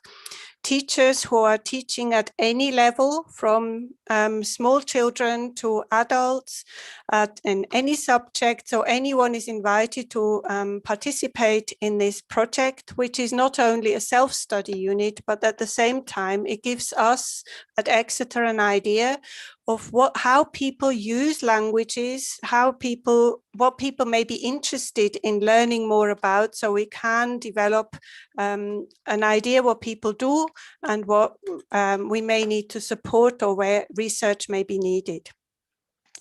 This self-study unit offers therefore an opportunity for participants to reflect on their own practices as well as challenges, and offer ideas of how multilingualism could be used as a resource where people are interested in something like that.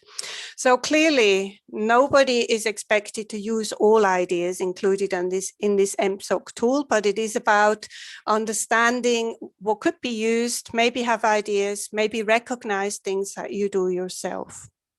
So multilingual activities, this is a bit of a caveat, should be used carefully depending on the policy in the institution. Obviously, this is possible or not possible, so we need to consider all the factors. And sometimes, of course, a lingua franca or just a target language only method may be necessary, at least for part of the time. It may be practical, it may be cheaper, it may be inclusive, more inclusive, or it may be a compromise. We have to think about that. Okay, so, but I think the lingua franca method or target language only method should not be seen as the only option without reflection, but maybe reflect on it. And I really like what Corco Lopez and Gonzalez Davis say. We should use the target language mainly, but multilingualism has a place in education. So this is what some participants in this study unit said.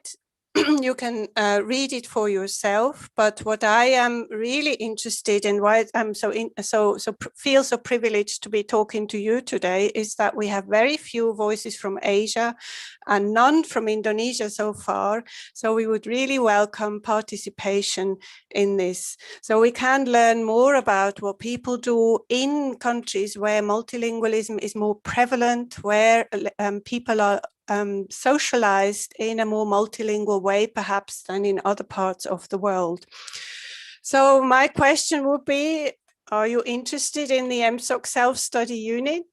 You can raise your hand if you like, but I would also, if you are interested, it is free to participate. You can take a screenshot of the QR code if you're interested in participating.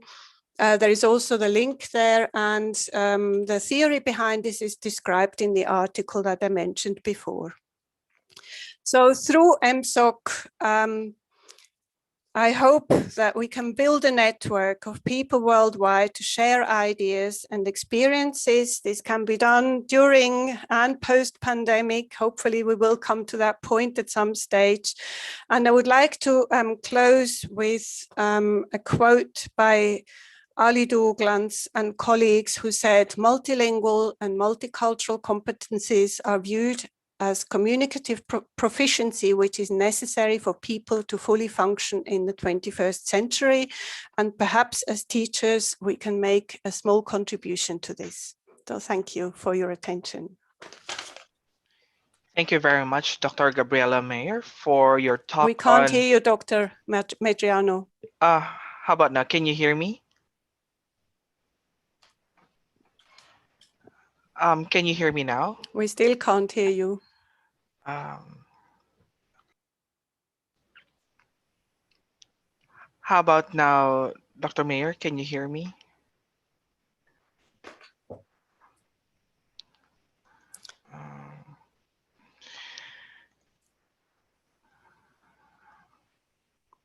Okay, can anyone hear me? So I think you're muted. I'm not on. But I presume I can take questions if anybody has some. Okay.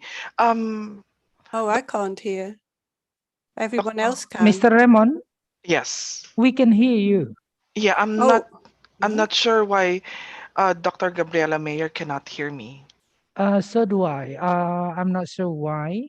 And I can hear Mrs. Gabriela.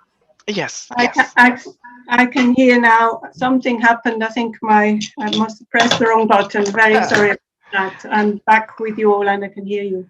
Okay, thank you very much, Dr. Gabriela Mayer, for your talk on multilingualism and multilingual socialization.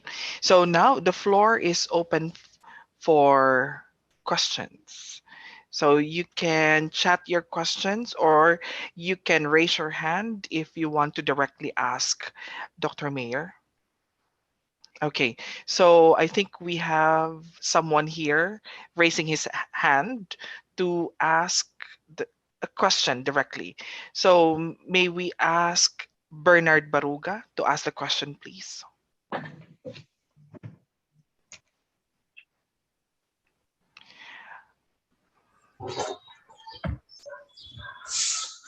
Good afternoon, Dr. Meyer. Can you hear me? We can. Thank you. Welcome. Doctor, my question is about there's a pending bill in Philippine Congress to abrogate the mother tongue-based multilingual language education policy. So I want to know your reaction to that. Can you just say that again? I didn't hear the very beginning. Doctor, I want to know your reaction to the pending bill in Philippine Congress about the abrogation of the mother tongue-based multilingual education policy. So there's a proposal to abrogate. There's currently this mother tongue-based multilingual education policy, in the Philippines, and there is a bill in pending, I think, in the House of Representatives to abrogate that policy. So I want to know your reaction to that. Well, unfortunately, I have to admit I'm embarrassed. I don't know about this bill, but it would be very interesting to look into it. So unfortunately, I'm not qualified to give my reaction to this, but I would be very interesting to hear more about it. Maybe you could tell us something about it. Well, currently we recognize this multilingualism in the Philippine education system, but there is a pushback from some other corners or sectors of the education system. So they want, I think, to revert to more English medium of instruction, use of English as probably the main medium of instruction in the basic education system. So parang it's like against, I think, multilingualism. It's something like that. Yeah, I mean, knowing not very. Yeah, sorry.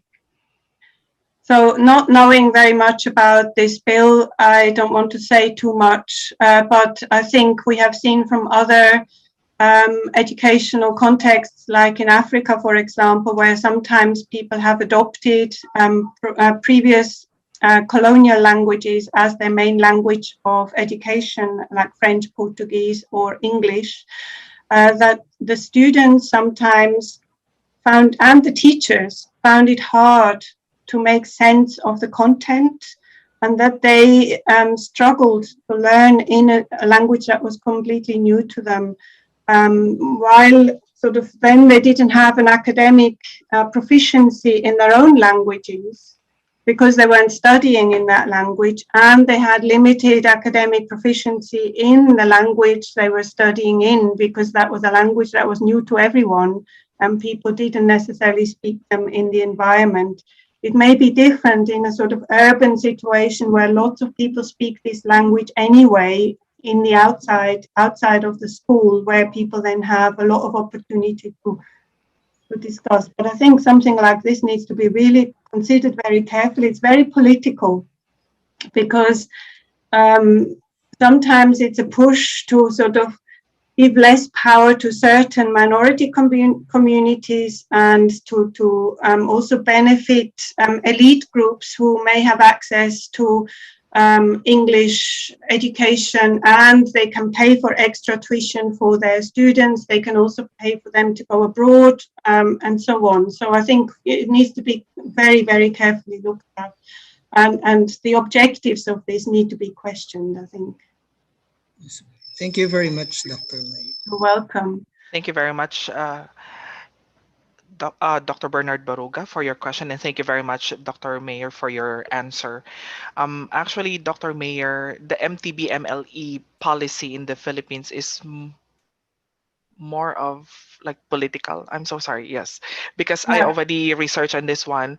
I got 2 publications about MTB-MLE, so I would say I can say something about the political side of the MTB-MLE.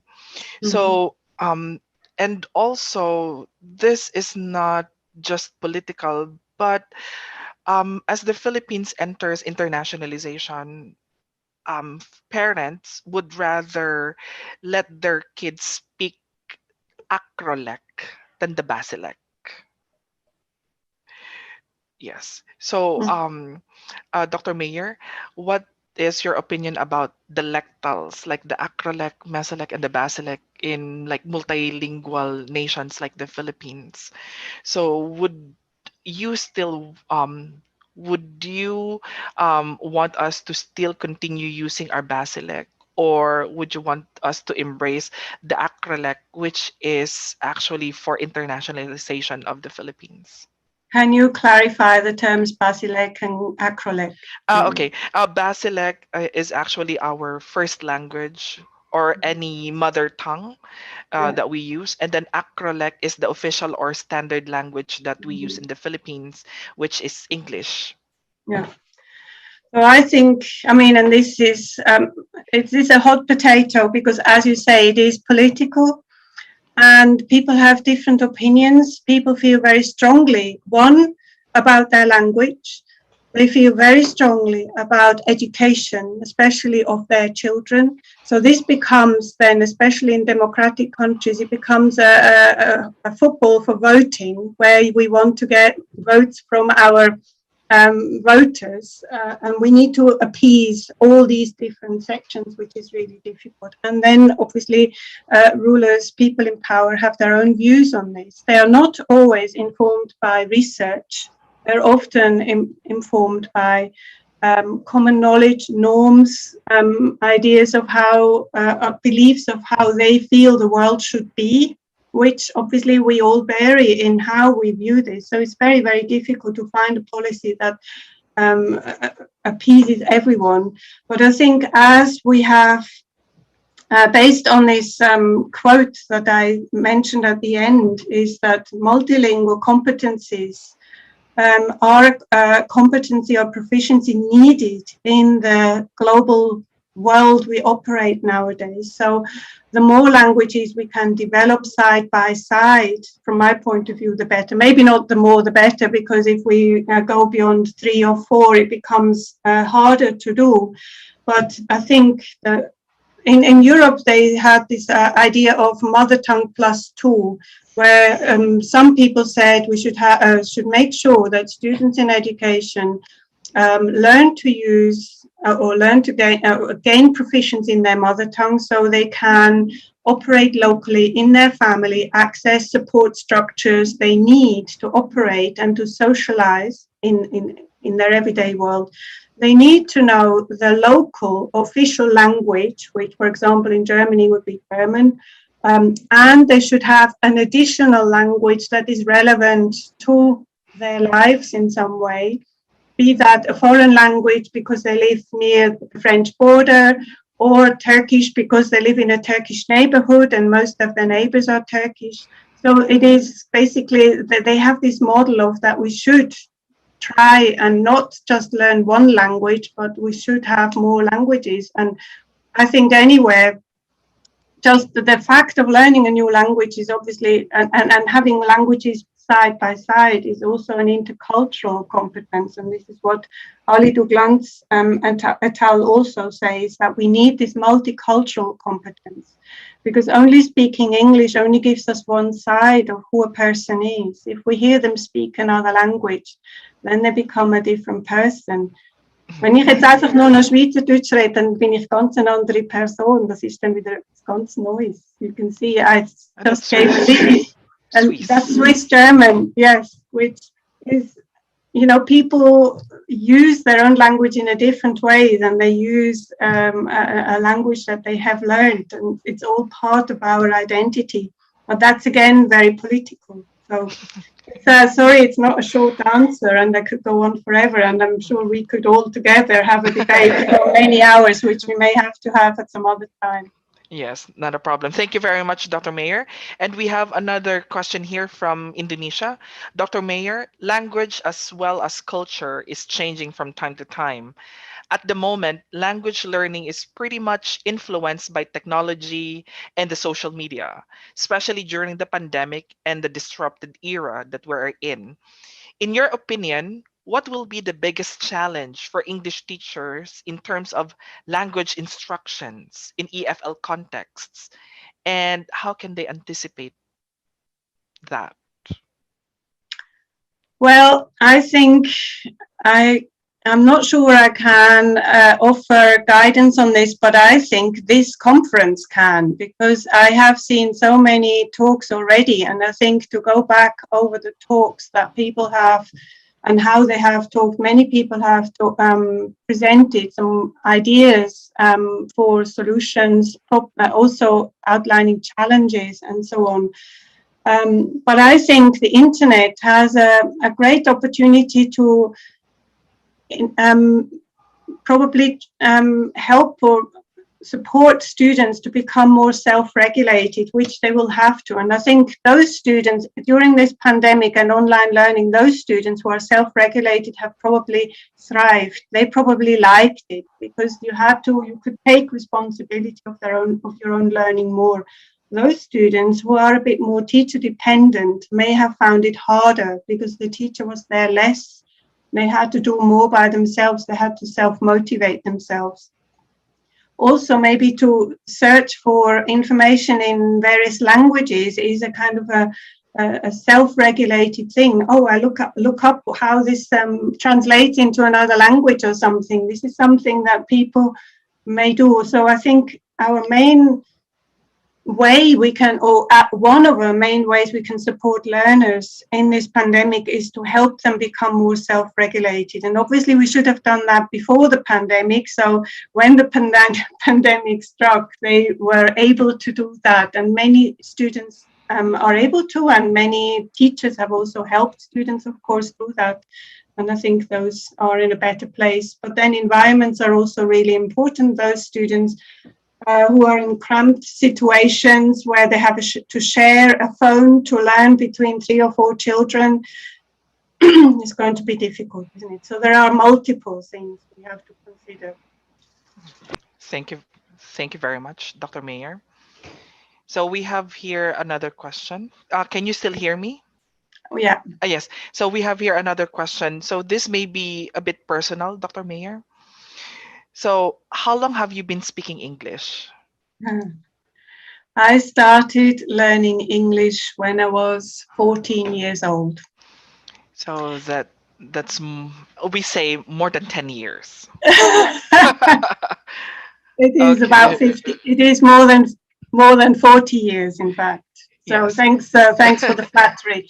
But in Switzerland, when I was a child, I grew up with my local dialect. Then I had to learn standard German in school. All the teaching is in standard German. The first new language I studied was French as an official language of Switzerland. And then I had the choice of Italian or English at the age of 14. So that's when I chose English, even though I wanted to learn Italian because I liked it more as a language. But I felt to get on in life, English would be better and more people speak it. And so that's where I'm here today, because I made that decision at the age 14. 14. Okay. And Dr. Mayer, just a follow up. So you've been speaking English since like on your 14th year, right? Yeah. 14 years. So do you think that you have lost somehow some Swiss culture because you've been speaking English for some time? Well, yes, but I also have to add that I have lived in the UK for 23 years. Obviously, this makes a difference too. If I had remained in Switzerland, I don't think I would have lost much Swiss culture. Other that Swiss culture is changing anyway over time, obviously, becoming also more international and so on. But now I have to say that my strongest language is English, academically speaking. So if people now ask you, what's your mother tongue? Yes, my mother speaks Swiss German, so that's my first language. And this is the family language I grew up with. But my strongest language is no longer Swiss German or German. I find it quite difficult to talk about academic things in German sometimes, and it needs me time to get back into it. So again, when you think about the socialization sort of picture I showed at the beginning, I have stronger languages in different domains in my life. In my family life, Swiss German is definitely my strongest language, and I wouldn't want to speak English with them. But I need English for academia. But I also give talks in German, but I need more time to prepare those, and I write in German. So yes, but culture, I think, is a very important thing, especially, I think, if schools, like in the Philippines, are thinking of not using local languages anymore for teaching, because then we would have to find a way of expressing local culture in English, which may not necessarily always be possible. And there may be a change in cultural understanding in some ways. And I think I would look there there are lots of examples, and you know that obviously very well, Dr. Medriano, that there are examples from all over the world where things like that have led to some challenges, also to opportunity. Yes, yes. And Dr. Mayer, one of the problems in the Philippines now is that like kids are now being taught English. So when we speak to them in our first language, they don't actually understand any word. Okay. So with your experience with like learning different languages, do you have any challenges or do you have any problems translating English terms into German or Swiss? Well, I mean, this is where I find it hard to explain my work, for example, to my friends or family in Switzerland, as long as they're interested in the first place. But because the terms I use are often English, and I would need some time to translate that. Also, we have come across, working multilingually. That's also in European projects where we have 9 languages to deal with, because everything needs to be translated. That some concepts are really hard to translate because they have been coined in a certain language based on a certain tradition in a way, and they are not necessarily one-to-one translatable into another language. So you need to think really creatively in how something could be expressed. That's right. And I think we have here another question. So, Dr. Gabriela, thank you for your interesting presentation. Nowadays, many young people are enthusiastic to learn English and tend to neglect their own native language. Do you think supporting multilingualism can still contribute to preserving other languages? Well, this is a very, very good question. And I am of the opinion that yes, I think we cannot say, well, let's not learn English anymore, or let's not teach English anymore in schools. English nowadays is a core skill, I think, that benefits many people. But we should maybe not have that exclusively or on a higher pedestal than other languages, and sort of balance of what languages do people need. There is a very interesting study, I can't remember the authors at the moment, but that was from Bangladesh, where they have Bangladeshi medium schools and they have English medium schools. And the problem here is that the people who go to Bangladeshi medium schools, they don't really feel, they can't participate in the international sphere because their English isn't good enough. Whereas those who go to English medium schools feel they're not real Bangladeshis anymore because they can't participate in Bangladeshi life in Bangla in the same way. So I think ideally, I would say let's put these models together and have, I've done quite a lot of research in two-way immersion bilingual education, where we would say, okay, let's have half the week in Bangla and half the subjects in Bangla and half the subjects in English. So you can then use both languages at a very high level. You can then decide, do I want to go to a university that teaches subjects in Bangla? Do I want to become a Bangla expert or an expert of languages of the Indian subcontinent? Or do I want to go to an international university and work in English, or a combination of the two? So it just offers more opportunities. It also offers this idea that we can have multiple identities. I don't need to decide, am I now English or am I now Swiss? I can be both. I can be multilingual. I can be a global citizen, but I can make a contribution to my local neighborhood. I can make a contribution to this country. I can make a contribution to other countries. So I think this is kind of the idea that I think if we can develop an idea where everybody can belong and develop an identity that doesn't exclude one or the other, we are in a better place also, given the problems that we have in the world, like climate change, like increasing polarization between different opinions, that where we need to come together with all language communities and find creative solutions and not say, well, I'm only talking to these people and these are because they speak my language. And that's very good. Thank you very much, Dr. Mayer. So this is not a question, but actually, because you're from Switzerland or you're Swiss, so someone sent this message. So multilingualism has also been very useful, not only in educational instructions, but also in sports.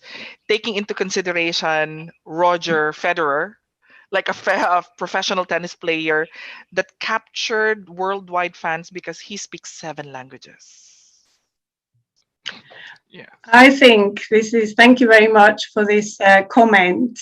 I think it's very interesting to look to role models, celebrities, and Roger Federer, a Swiss compatriot, may be an example of that. But equally, I think as teachers, we mustn't underestimate the power we have to influence, especially young people.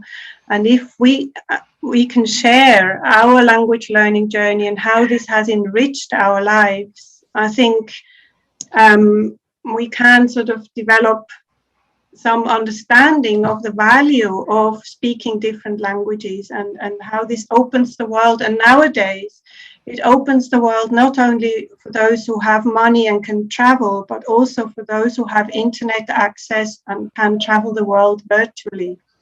And can participate in conferences like this from my desk here in England. I can participate in something truly international and be part of a global community. So in this way, I think as teachers, if we share our enthusiasm for language learning and maybe also our vulnerability and saying, well, actually, you're the expert in Indonesian or in Bangla or in Turkish. I'm not. So tell me, how does Turkish work? How do we how do people say things in Turkish, and so on. It's also an opportunity for intercultural learning. Like, for example, the comparison of proverbs we did with students in our group. I think it really helped to understand how the world is viewed in different ways. And it opened up new discussions. A Somali student had a proverb about fish, and then we said, fish in Somalia? I thought it was, we thought it was the desert. And then she said, oh, no, we have big lakes, and there's a big fishing community, and so on. And we learned so much about Somalia just through a proverb that she used that sort of showed how people view the world through the language and the way it is used. Thank you very much. And our last question from Angela, Dr. Mayer. In the context of learning English as a foreign language in Indonesia, students are suggested to use the target language since they only use English in the classroom. But many times in the learning process, students switch to Bahasa when they don't find the English words to speak. It's like when they give up to study English, then they become multilingual. So what do you think about that? Interesting question, Angela. Thank you. And I think this is something that refers to what I said before, that we cannot switch off other languages in people's minds unless we really condition them to only work in English.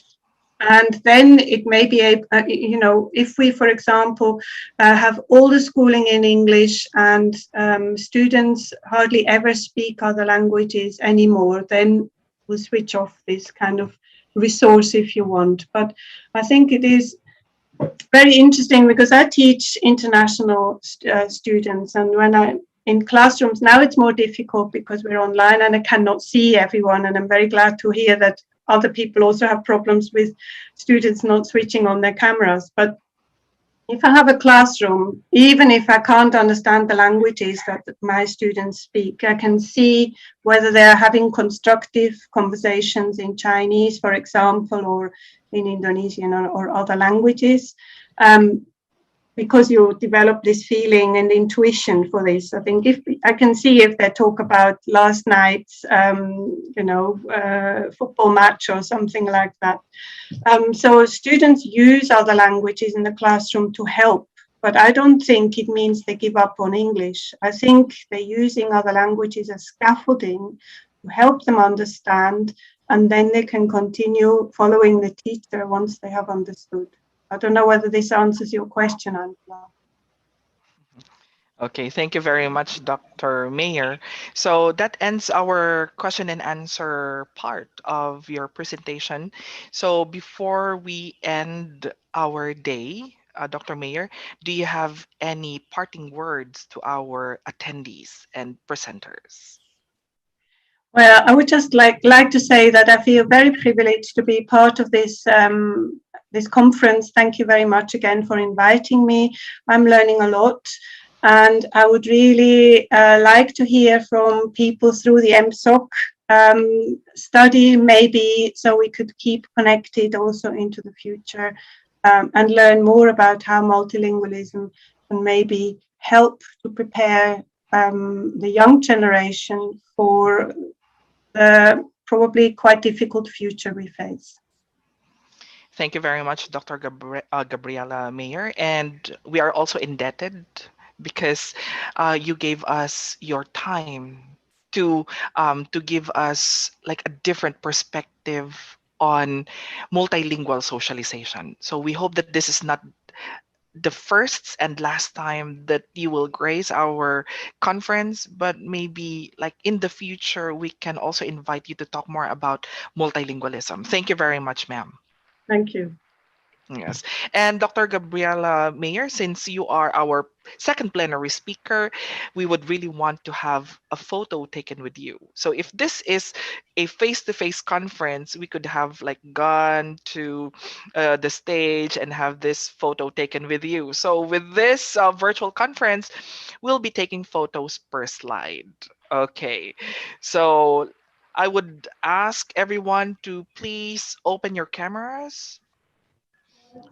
Okay, so we can have this photo opportunity with our second plenary speaker, Dr. Gabriela Mayer. Okay, so may I ask the moderator to take a shot of the first slide? Okay, everyone, smile.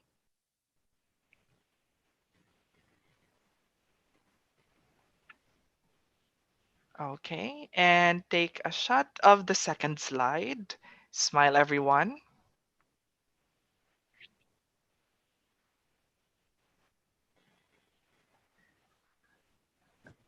And take a shot of the third slide. Smile, everyone.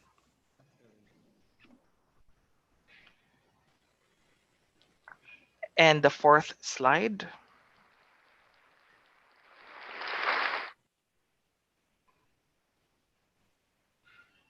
Okay, thank you very much. So thank you very much, Dr. Gabriela Mayer. So it's a nice morning in UK. It is. We had lovely weather actually, quite cold. It's only 2 degrees at night and about 15 during the day. So you can compare that to your own context. It may be quite different. Yes, here we are about to have our dinner. So good morning and good evening, Philippines, and good afternoon to some parts of Asia. Thank you very much, Dr. Gabriela Mayer. It's been a privilege to meet you all. Yes, thank you. And now to continue our program, before everyone leaves, there's just an announcement to be made.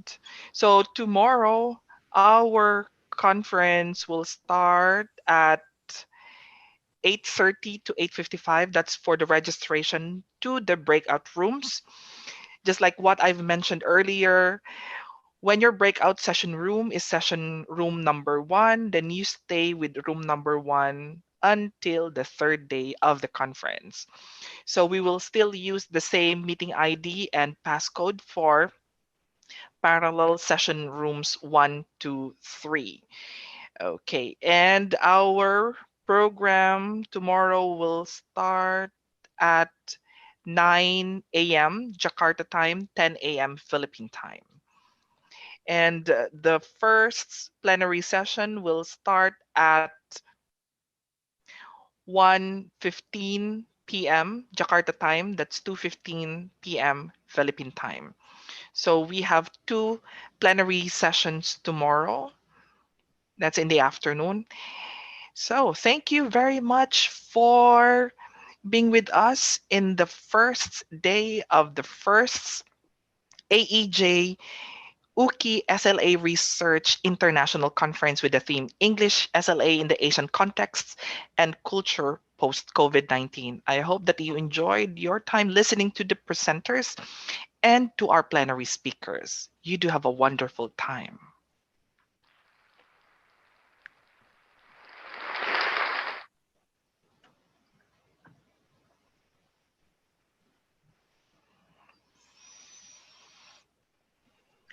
Dr. Medriano, just a quick question. Yes, ma'am. Is it possible to have access to the chat? Because that's there were very interesting things in there.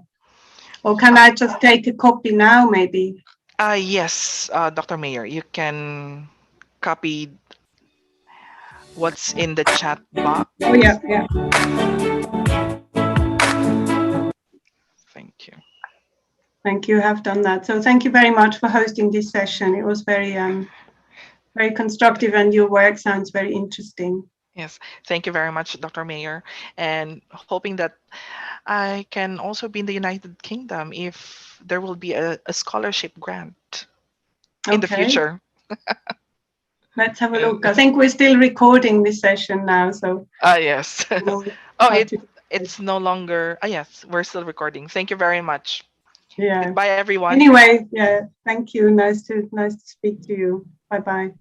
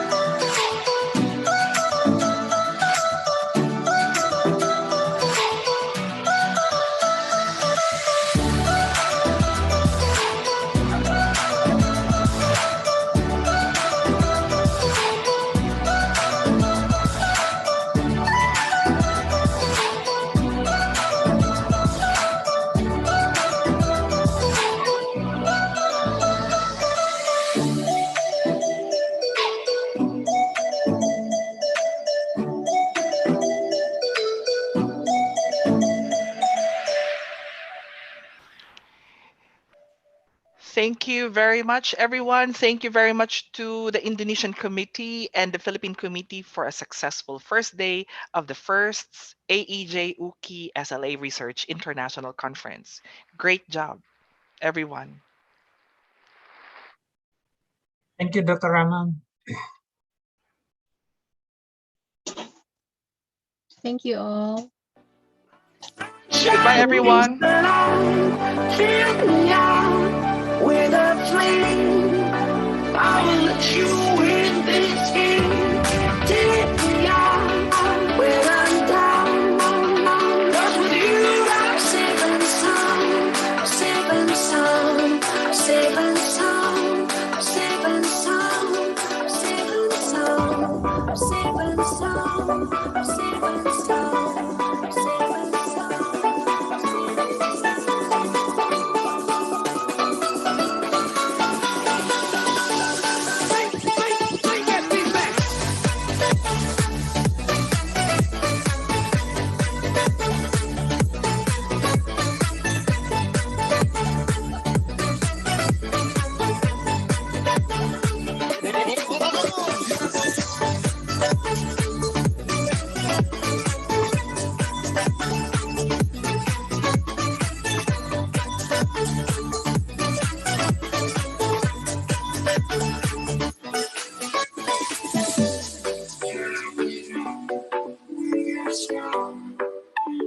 sunshine.